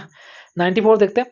The H3 receptor agonist exhibit all of the following action except, ठीक है, एग्जिबिट मतलब दिखा रहा है, ठीक है। तो H3 कहाँ प्रेजेंट होता है, ठीक है, समझना चीज़ों को, बहुत अच्छी चीज़ है ये भी। कॉन्सेप्चुअल क्वेश्चन बोले थे, लिए गए हैं, कॉन्सेप्चुअल क्वेश्चन है, ठीक है। तो बहुत सारी चीज़ें से क्लियर भी होंगी आपको। H3 अगर अगर देखते हो एगोनिस्ट, तो H3 एगोनिस्ट की बात कर रहा है ना, तो H3 मान लो ये हो गया आपका एक प्री सिनेप्टिक जो न्यूरॉन्स है वो हो गया। यहाँ पे प्री सिनेप्टिकली H3 प्रेजेंट है। और कोई भी चीज़ अगर आपने पढ़ी होगी लाइक अल्फा रिसेप्टर्स, अपन अल्फा 2 एगोनिस्ट पढ़ते हैं, तो प्री सिनेप्टिकली प्रेजेंट होता है, ठीक है। तो क्या करता है, जो एसिटाइलकोलिन हो गया या जो नॉरएड्रेनालिन हो गया, इनके रिलीज को इनहिबिट करता है। ऐसे ये भी करेगा कि हिस्टामिन की रिलीज को इनहिबिट करेगा, प्री सिनेप्टिकली बोलेगा। अब हिस्टामिन वहाँ से मजे मजे आ रहा है, बन उनके उसका सिंथेसिस वगैरह हुआ, सब चीज़ें हुई, अब उसको बढ़िया आना है। अब ये प्री सिनेप्टिकली पहले से ही बैठा हुआ है H3, है ना, बोलता भैया मेरे से बच के कहाँ जाओगे, मैं तो तुमको पकड़ के यहीं बांध लूंगा। अब ये बांध लेगा, तो हिस्टामिन को जहाँ एक्शन देना है इफेक्टर ऑर्गन्स पे, वहाँ पे तो पहुंचेगा नहीं, पोस्ट जो उसका होता है पोस्ट सिनेप्टिक पार्ट, उसके बाद इफेक्टर ऑर्गन्स, वहाँ पे वो पहुंच नहीं पाएगा। अब देखते हैं ऑप्शन क्या है। तो फॉलोइंग जो एक्शन है वो एग्जिबिट करेगा, ठीक है, H3 रिसेप्टर एगोनिस्ट अगर देखो। और कुछ एक्सेप्ट पूछा है, क्वेश्चन अच्छे से पढ़ लेना, ठीक है। तो inhibition of H1 receptor induced wakefulness, H1 receptor हमेशा क्या होता है, वेकफुलनेस के लिए रिस्पॉन्सिबल होता है, ठीक है। तुमको अच्छे से तुम्हारी जो होता है निद्रा, तुमको जागृत करने के लिए रिस्पॉन्सिबल होता है, समझ लो। तो inhibition of H1 receptor induced wakefulness सही है, ठीक है, क्योंकि है ना, inhibition of H1 receptor induced wakefulness होगा उसमें, तो ये वाला आपका करेक्ट है, ठीक है। क्योंकि H1 रिसेप्टर आएगा ही नहीं, तो इनहिबिट हो जाएगा, सिंपल सी चीज़ है। H1 रिसेप्टर अगर देखो अपने पे वर्क करेगा तब तो वेकफुलनेस को बनाए रखेगा, जब ये H1 रिसेप्टर को आने ही नहीं देगा अपने रिसेप्टर पे, तो फिर तो इनहिबिशन ही हो गया दोस्त, है ना, समझना। अगर एक बार समझना दूसरी बार पॉइंट को देखना, समझ आ जाएगा, ठीक है। तो टर्म थोड़ा उलझाने वाले हो जाते हैं। फिर बी देखते हैं, increase H1 mediated gastrin secretion, ठीक है। तो इंक्रीज नहीं करेगा, इंक्रीज नहीं करेगा। H1 क्या होगा, गैस्ट्रिक सिक्रेशन को इंक्रीज करता है, ठीक है। H1 जब नहीं आएगा तो सिक्रेशन कैसे इंक्रीज होगा, है ना, सिक्रेशन नहीं इंक्रीज होगा ना, ठीक है, ठीक है ना। सिक्रेशन क्या होगा, सिक्रेशन कम होगा, क्योंकि H1 आ ही नहीं पा रहा, तो सिक्रेशन कम होगा। ये तो बिल्कुल गलत बात है ना, गलत बात कर दी नहीं भैया ने, भैया ने गलत बात की, तो ऑप्शन बी करेक्ट हो जाएगा अपना। फर्दर हम ऑप्शन देखेंगे अभी। इनिबिशन ऑफ H1 मीडिएटेड ब्रोंकोकॉन्स्ट्रिक्शन, ये सही है ना। हिस्टामिन अपना एंटीकोलिनर्जिक भी जो फर्स्ट जनरेशन, नहीं ये तो गलत चीज़ है, दूसरा कॉन्सेप्ट जा रहा है, ठीक है। ब्रोंकोकॉन्स्ट्रिक्शन हिस्टामिन नॉर्मली कॉज करता है, आपको पढ़ा होगा, ठीक है। हाइपोटेंशन कॉज करता है एंड ब्रोंकोकॉन्स्ट्रिक्शन कॉज करता है, ये इसका नॉर्मल कॉन्सेप्ट है, ठीक है, हिस्टामिन का। तो उसका इनिबिशन जरूर हो जाएगा। Negative chronotropic effect on atria, ठीक है, एट्रिया। तो ये जो निगेटिव क्रोनोट्रॉपिक इफेक्ट है, वैसे अगर नॉर्मली देखोगे ना, तो H1 का जो वर्क होता है ना पॉजिटिव क्रोनोट्रॉपिक होता है, जबकि H1 आ नहीं पा रहा तो फिर निगेटिव तो कॉज करेगा। अच्छा, H1 अपने रिसेप्टर पर वर्क करता तो पॉजिटिव क्रोनोट्रॉपिक इफेक्ट देता, अभी आ ही नहीं पा रहा है तो फिर निगेटिव ही देगा, तो ये भी सही है अकॉर्डिंग देखा जाए। और पॉजिटिव क्रोनोट्रॉपिक होता है, निगेटिव ड्रोनोट्रॉपिक होता है। क्रोनोट्रॉपिक आपको पता होगा फोर्स ऑफ कंडक्शन, और जो रेट ऑफ कंडक्शन होता है उसको ड्रोनोट्रॉपिक बोलते हैं, ठीक है। पॉजिटिव वर्ड लगा दोगे तो इंक्रीज हो जाएगा, निगेटिव लगा दोगे डिक्रीज हो जाएगा, सिंपल सी चीज़ है, ठीक है। ऑप्शन भी करेक्ट होगा। फर्दर 95 देखते हैं। Ergot alcohol commonly use to prevent the postmortem haemorrhage, methyl ergometrine Methergine बोलते हैं, मिथाइल अर्गोमेट्रिन मिथर्जिन बोलते हैं। इसका जो टाइम ऑफ एडमिनिस्ट्रेशन होता है ड्रग का ना, time of administration of drug is very important, ठीक है। वेरी इंपॉर्टेंट कैसे बोला मैंने, सुनो। क्या होता है, जब कभी भी इसको लगाना होता है ना, तो अगर बेबी का हेड वाला पोर्शन बाहर नहीं आया है, ठीक है, यूटेरस से बाहर नहीं आया है, यूटेरस से, और अगर आपने इंजेक्शन दे दिया तो एस्फाइक्सेशन, दम घुटने की वजह से इसकी डेथ भी हो सकती है। जो अंदर है इन्फेंट है आपका, सॉरी न्यूनेट है आपका, न्यूनेट है, इन्फेंट नहीं होता है, न्यूनेट होता है। जो न्यूनेट है आपका उसकी डेथ भी हो सकती है। दैट इज द रीज़न, जब उसका सिर और ये जो इंटीरियर जो इसका शोल्डर होता है, ठीक है, इंटीरियर शोल्डर होता है किसका, बच्चे का, जो सॉरी न्यूनेट होता है उसका, वो जब आपको विजिबल हो जाता है, जो भी डॉक्टर हैं जो भी नर्सेस हैं उनको विजिबल होता है, देन हम इंजेक्शन पुट करते हैं कहाँ पे, फीमेल को, ठीक है, पोस्टमार्टम हेमरेज के लिए, ये याद रखना। तो पूछेगा नहीं, बस मैं और फन फैक्ट बता दे रहा हूँ आपके नॉलेज के लिए। ऑप्शन ए करेक्ट होगा, मिथाइल एर्गोमेट्रिन। बाकी एर्गोटामिन वगैरह आपको पता है, डिहाइड्रो एर्गोटामिन वगैरह भी पता है आपको, सब आपको वहीं पे चला जाएगा, इसमें माइग्रेन में, ठीक है ना। एर्गोमेट्रिन आपका वाटर सॉल्युबल भी होता है, ठीक है। देन 96 देखते हैं, which of the following anti epileptic drug act by inhibiting गेट1, ठीक है।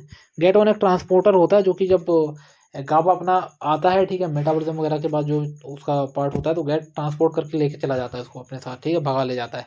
तो गेट की जो गाबा की अवेलेबिलिटी ना, जो ब्लड है या जो ब्रेन है वो कम होगी, इसकी वजह से जो होता है एक्साइटेशन बढ़ता है, तो जो हमको एंटी एपिलेप्टिक का क्या मतलब कि हमको वही है कि जो गावा मिमिक एक्शन चाहिए या जो एक्शन है वो इनिबिटरी एक्शन चाहिए, तो हमको गावा बनाए रखना है, ठीक है, ब्रेन और ब्लड में। इसलिए हम क्या करते हैं, गेट ऑन को इनिबिट करते हैं। तो ड्रग कौन सी होती है, टियागैबिन होती है। टियागैबिन होती कहाँ से, ऑप्शन बी।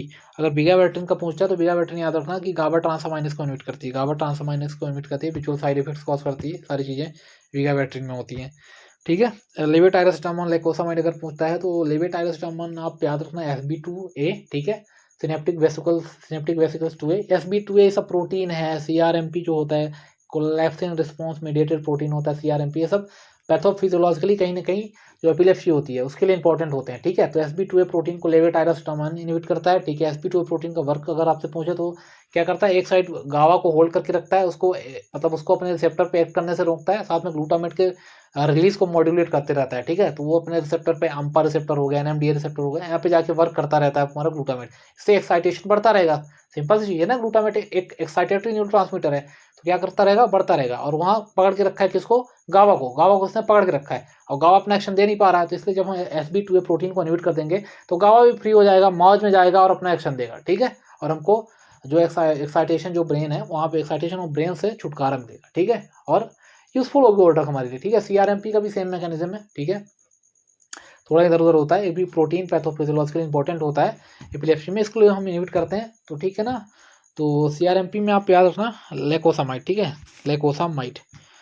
तो ऑप्शन इसमें बी करेक्ट होगा, बाकी सबका भी मैकेनिज्म मैंने आपको क्लियर कर दिया, ठीक है। 97 क्वेश्चन नंबर 97 देखते हैं, thyroid diabetes causes all except, ठीक है, चीज़ें ध्यान से पढ़ना, कॉजेस ऑल एक्सेप्ट पूछ रहा है। तो ग्लू से याद करो आप, ठीक है, पहले ग्लू से याद करो इसका, ठीक है। क्या याद करोगे ग्लू से, बताता हूँ मैं आपको, बस बने रहना है आपको मेरे साथ, ठीक है। ग्लू, हाइपरग्लाइसीमिया, ठीक है, hyperglycaemia, hyperlipidaemia and hyper uricaemia, ठीक है। ये तीनों चीज़ें तो चाहे वो फिर थायराइड हो चाहे वो लूप हो, सब कॉज करते हैं, ठीक है। क्या कॉज करते हैं, हाइपरग्लाइसीमिया, हाइपरलिपिडीमिया, हाइपर यूरिसीमिया, ये तीनों चाहे लूप डायबिटीज हो चाहे थायराइड हो, तीनों ही कॉज करेंगे, ठीक है ना। फर्दर हम देखते हैं, तो हाइपरग्लाइसीमिया मैंने बता दिया आपको, इंक्रीज कैल्शियम एक्सक्रीशन को कॉज नहीं करता, कैल्शियम के लेवल को जो तो बॉडी में बनाए रखता है, ठीक है। हाइपर कैल्सीमिया कॉज करता है बॉडी में, ठीक है। कैल्शियम में ही थोड़ा डिफरेंस होता है लूप और थायराइड में, याद रखना। तो एक्सेप्ट पूछा है तो यही वाला होगा, ठीक है। एक्सक्रीशन को इंक्रीज नहीं करता, आपको कैल्शियम के लेवल को बना के रखता है, ठीक है, बॉडी या ब्लड में। Useful in CHF congestive heart failure में यूजफुल होता है, ठीक है। और डिक्रीज यूरिक एसिड एक्सक्रीशन, ठीक है, ये वाला भी करेक्ट होगा, और ये भी करेक्ट होगा, बी नहीं होगा। अब याद रखना, अगर इसमें आपको कंफ्यूजन होता है कि लूप में हाइपरकैल्सीमिया होती है कि थायराइड में हाइपरकैल्सीमिया होती है, तो लूप में याद करना एल है उसका पहला लेटर, ठीक है, लूप का पहला लेटर है एल। एल मीन्स आप लूज याद करना कि क्या लूज करेगा, कैल्शियम को लूज करेगा बॉडी के बाहर, कैल्शियम को बॉडी के बाहर लूज कर देगा। तो जनरल सी चीज है कि वहां पे हाइपोकैल्सीमिया देखने के लिए आपको मिल जाएगी, ठीक है। बस ये क्लियर रहेगा आपको हमेशा, चलो ठीक है। 98 क्वेश्चन देखते हैं, यहाँ पे आपका ऑप्शन बी करेक्ट होगा, ठीक है। 98 देखते हैं ना, बस कुछ ही क्वेश्चन बचे हुए हैं, ठीक है, एक दो क्वेश्चन और हैं, है ना। All of the following indication of vasopressin are based on stimulation of V2 receptor recept, ठीक है। जितने भी स्टिमुलेशन में अभी पढ़ेंगे तीन जो है तो आपके समवेयर डिपेंड होंगे V2 रिसेप्टर पे, बट एक एक्सेप्शन है उस पर, ठीक है। तो B1 B2 का अगर आप देखोगे तो रिसेप्टर तो बहुत सारे होते हैं, B1 B2 B3 B4 तक हो चले गए, B5 तक चले गए होंगे, बट B1 B2 क्लिनिकली अगर देखोगे तो ज़्यादा इंपॉर्टेंट होता है। B1 आपको वही ब्लड वेसल्स वगैरह में प्रेजेंट होता है, और V2 आपका एंडोथेलिन वाला पार्ट होता है, थोड़ा उसमें भी हो जाता है, ठीक है। वॉन विली ब्रांड जो डिसीज होती है ना, उसमें भी यूज हो जाता है। वॉन विली ब्रांड में ऐसा होता है कि वॉन विली ब्रांड फैक्टर भी होता है, जो फैक्टर 8 और वॉन विली ब्रांड दोनों डिक्रीज होते हैं, क्योंकि वॉन विली ब्रांड ही वो फैक्टर है जो कि फैक्टर 8 को कैरी करता है, तो वही डिक्रीज है, तो फैक्टर 8 तो डिक्रीज सॉरी होना ही है, ठीक है।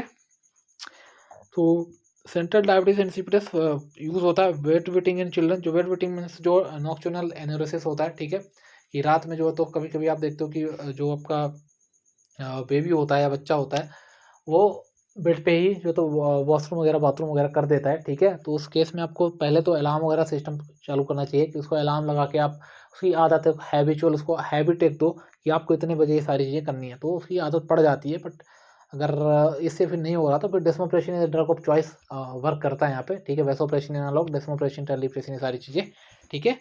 और वॉन विलिब्रांड डिसीज में भी यूज़ कर सकते हो आप, बट ईसोफेगल जो वायरसिस होता है वो B1 मीडिएटेड होता है। B1 मीडिएटेड ऐसे जो ब्लड वेसल, तो ईसोफेगल जो वायरसिस होता है उसमें क्या होता है, डायलेशन हो जाता है, तो जो हमको क्या है कॉन्स्ट्रिक्शन करना है, in that case option D आपका करेक्ट होगा। B1 मीडिएटेड आपका ईसोफेगल वायरसिस होगा, ऑप्शन डी करेक्ट होगा, ठीक है। देन क्वेश्चन 99 देखते हैं। All of the following are correct statement except, ठीक है। So prostaglandin leukotrienes are derived from the arachidonic acid, correct है यार। COX-2 is induced by the cytokines in the site of the stimulation inflammation, sorry. तो हाँ, COX अगर inflammation होता है उसी साइट पे जो होता है कॉक्स जो तो COX-2 आपका प्रेजेंट होता है, मीन्स एक इंड्यूसेबल एंजाइम है, ठीक है। अगर कुछ चीज़ें हो रही है, समझ रहे हो, जैसे पुलिस का है, ठीक है, इंड्यूसेबल है। अगर कहीं पे आप मारपीट हो गई, कुछ भी हो गया, कोई इंसिडेंट हो गया, तभी पुलिस पहुंची, भी लेट पहुंची, ऐसा बोला जाता है। अभी तो टाइम पे आती है, ऐसा कुछ नहीं है, धीरे धीरे इंप्रूवमेंट हो रहा है ना। तो वही वाला सीन है कि यहाँ पे अगर कोई बॉडी में ऐसा इंसिडेंट होता है तभी COX-2 आता है, इसलिए हमको उसको इंड्यूसेबल एंजाइम बोलना पड़ता है, ठीक है। और COX-1 is an inducible enzyme, no, COX-1 is a non inducible, power house का काम करता है, हमेशा प्रेजेंट होता है एनी टाइम, ठीक है, आर्मी है अपनी, ठीक है, समझ लो। And leukotrienes cause smooth muscle contraction, तो वो तो करते हैं, ठीक है। तो ऑप्शन सी करेक्ट होगा इसमें, ठीक है। एक्सपेक्ट पूछा रहा, ऑप्शन सी करेक्ट होगा। देन लास्ट क्वेश्चन, आज का 100 नंबर का क्वेश्चन है, ठीक है, कर लेते हैं इसको। विच of the following statement best describe the mechanism of action of benzodiazepine, ठीक है। बेंजोडाइजेपिन का देखो तो अल्फा गामा सब यूनिट वगैरह में बाइंड होता है, गावा वाला जो होता है, ठीक है, वहाँ पे सारी चीज़ें होती हैं। एंड जो तो ड्यूरेशन मतलब मिमिक नहीं करता एक्शन को, फ्रीक्वेंसी ऑफ जो रिसेप्टर का एक्शन होता है वो बढ़ाता है, फ्रीक्वेंसी बढ़ाता है, ठीक है, मिमिक नहीं करता। जो बारबिचुरेट्स होते थे वो मिमिक कर लेते हैं, बट जो गाबापेंटिन वगैरह तक होते हैं, ठीक है, बेंजोडाइजेपिन्स होते हैं, सॉरी बेंजोडाइजेपिन्स होते हैं जनरली, वो मिमिक नहीं करते हैं, उसे फ्रीक्वेंसी को बढ़ाते हैं, ठीक है ना। तो देख लेते हैं, बेंजोडाइजेपिन एक्सप्रेस तो गावा receptor in the spinal cord में इतना अच्छा एक्शन नहीं है, फिर उसकी यूज़ करते हैं बट इतना अच्छा नहीं है, ठीक है। अभी जो हमको आंसर चाहिए उसके अकॉर्डिंग नहीं है। एंड ग्लूटामेट रिसेप्टर ये तो बिल्कुल नहीं होगा। Then increase the frequency of opening of chloride channel, chloride ion channels, और क्लोराइड आयन चैनल की जो फ्रीक्वेंसी को बढ़ाएंगे तो फिर वो हाइपर पोलराइजेशन कॉज करेगा, ठीक है। और कहाँ कॉज कर रहे हैं, ठीक है। And couples to GABA receptor, तो ऑप्शन सी मेरे को ज़्यादा करेक्ट लग रहा है, they are direct acting on GABA receptor, ये तो कुछ है नहीं, CNS। तो they increase the frequency of opening of chloride channel, ठीक है, chloride ion channels that are couples to GABA receptor, ठीक है। ऐसी चीज़ें होती हैं, आपको देखना पड़ता है। गाबा ए गाबा भी अगर देखते हो ना, तो गाबा ए हमेशा ब्रेन में प्रेजेंट होता है, गाबा भी आपका स्पाइनल कॉर्ड में प्रेजेंट होता है, ये भी आपको याद मतलब पता होना चाहिए। एक माओ भी देखोगे तो माओ ए आपका जो तो पेरीफेरी में ज़्यादातर होता है, बट माओ भी जो होता है बी फॉर ब्रेन, तो बी ब्रेन में होता है, ठीक है। ये सारी चीज़ें पता होनी चाहिए। तो ऑप्शन सी यहाँ पे ज़्यादा करेक्ट होगा, मोर एक्यूरेट है, more correct answer option C होगा, है ना। तो बस आज की क्लास में इतने ही क्वेश्चन थे। आई होप क्लास थोड़ी लंबी हुई होगी, और ज़रूरी भी है क्योंकि पूरा एक्सप्लेनेशन के साथ मैंने आपको चीज़ें समझाई हैं। और प्लीज़ सपोर्ट अपना बनाए रखिएगा। अगर ऐसी ही वीडियो आपको फ्यूचर में इन फ्यूचर चाहिए, अभी हो तो अभी तो चल ही रहा है अपना, ठीक है, इसके बाद भी बहुत सारी फार्मासिस्ट की वैकेंसी आएंगी ही, ठीक है। तो अपना सपोर्ट जरूर बनाकर रखिएगा, ठीक है। चैनल को तो ठीक है सब्सक्राइब आप कर ही रहे हो, उसके लिए तो मैं बोलता भी नहीं हूँ किसी अपने यूट्यूब चैनल या यूट्यूब वीडियो में, बट आप लाइक जरूर करें सेशन को, और अपना कमेंट जरूर करें, अपना कमेंट जरूर दें कि आपको किस टॉपिक पे फर्दर चाहिए, आपको मॉडल पेपर चाहिए या फिर आपको क्या चाहिए, अपन सब्जेक्ट वाइज ही चले, है ना। ये थोड़ा आपको बताना जरूरी होता है, ठीक है। आप ऑडियंस को अगर आप नहीं बताओगे तो हमारा फिर क्या काम यहाँ पे, है ना। और थोड़ी इधर उधर अगर क्वेश्चन होता है, एक आध दो क्वेश्चन, तो देखो 100 क्वेश्चन है, एक अकेला आदमी करवा रहा है, तो थोड़ा आप भी समझ सकते हो ह्यूमन एरर के चांसेस होते हैं, ठीक है, होते हैं, तो हो सकते हैं। जब आज मशीन एरर कर सकती है तो ह्यूमन क्यों नहीं कर सकता, थोड़ा बहुत हो सकता है। अगर कुछ होता है तो मैं खुद देखता हूँ, खुद मैं पिंच कर देता हूँ, अगर नहीं होता तो आप हम्बली मेरे से बोल देना, मैं कर दूंगा, ठीक है। Thank you very much for watching.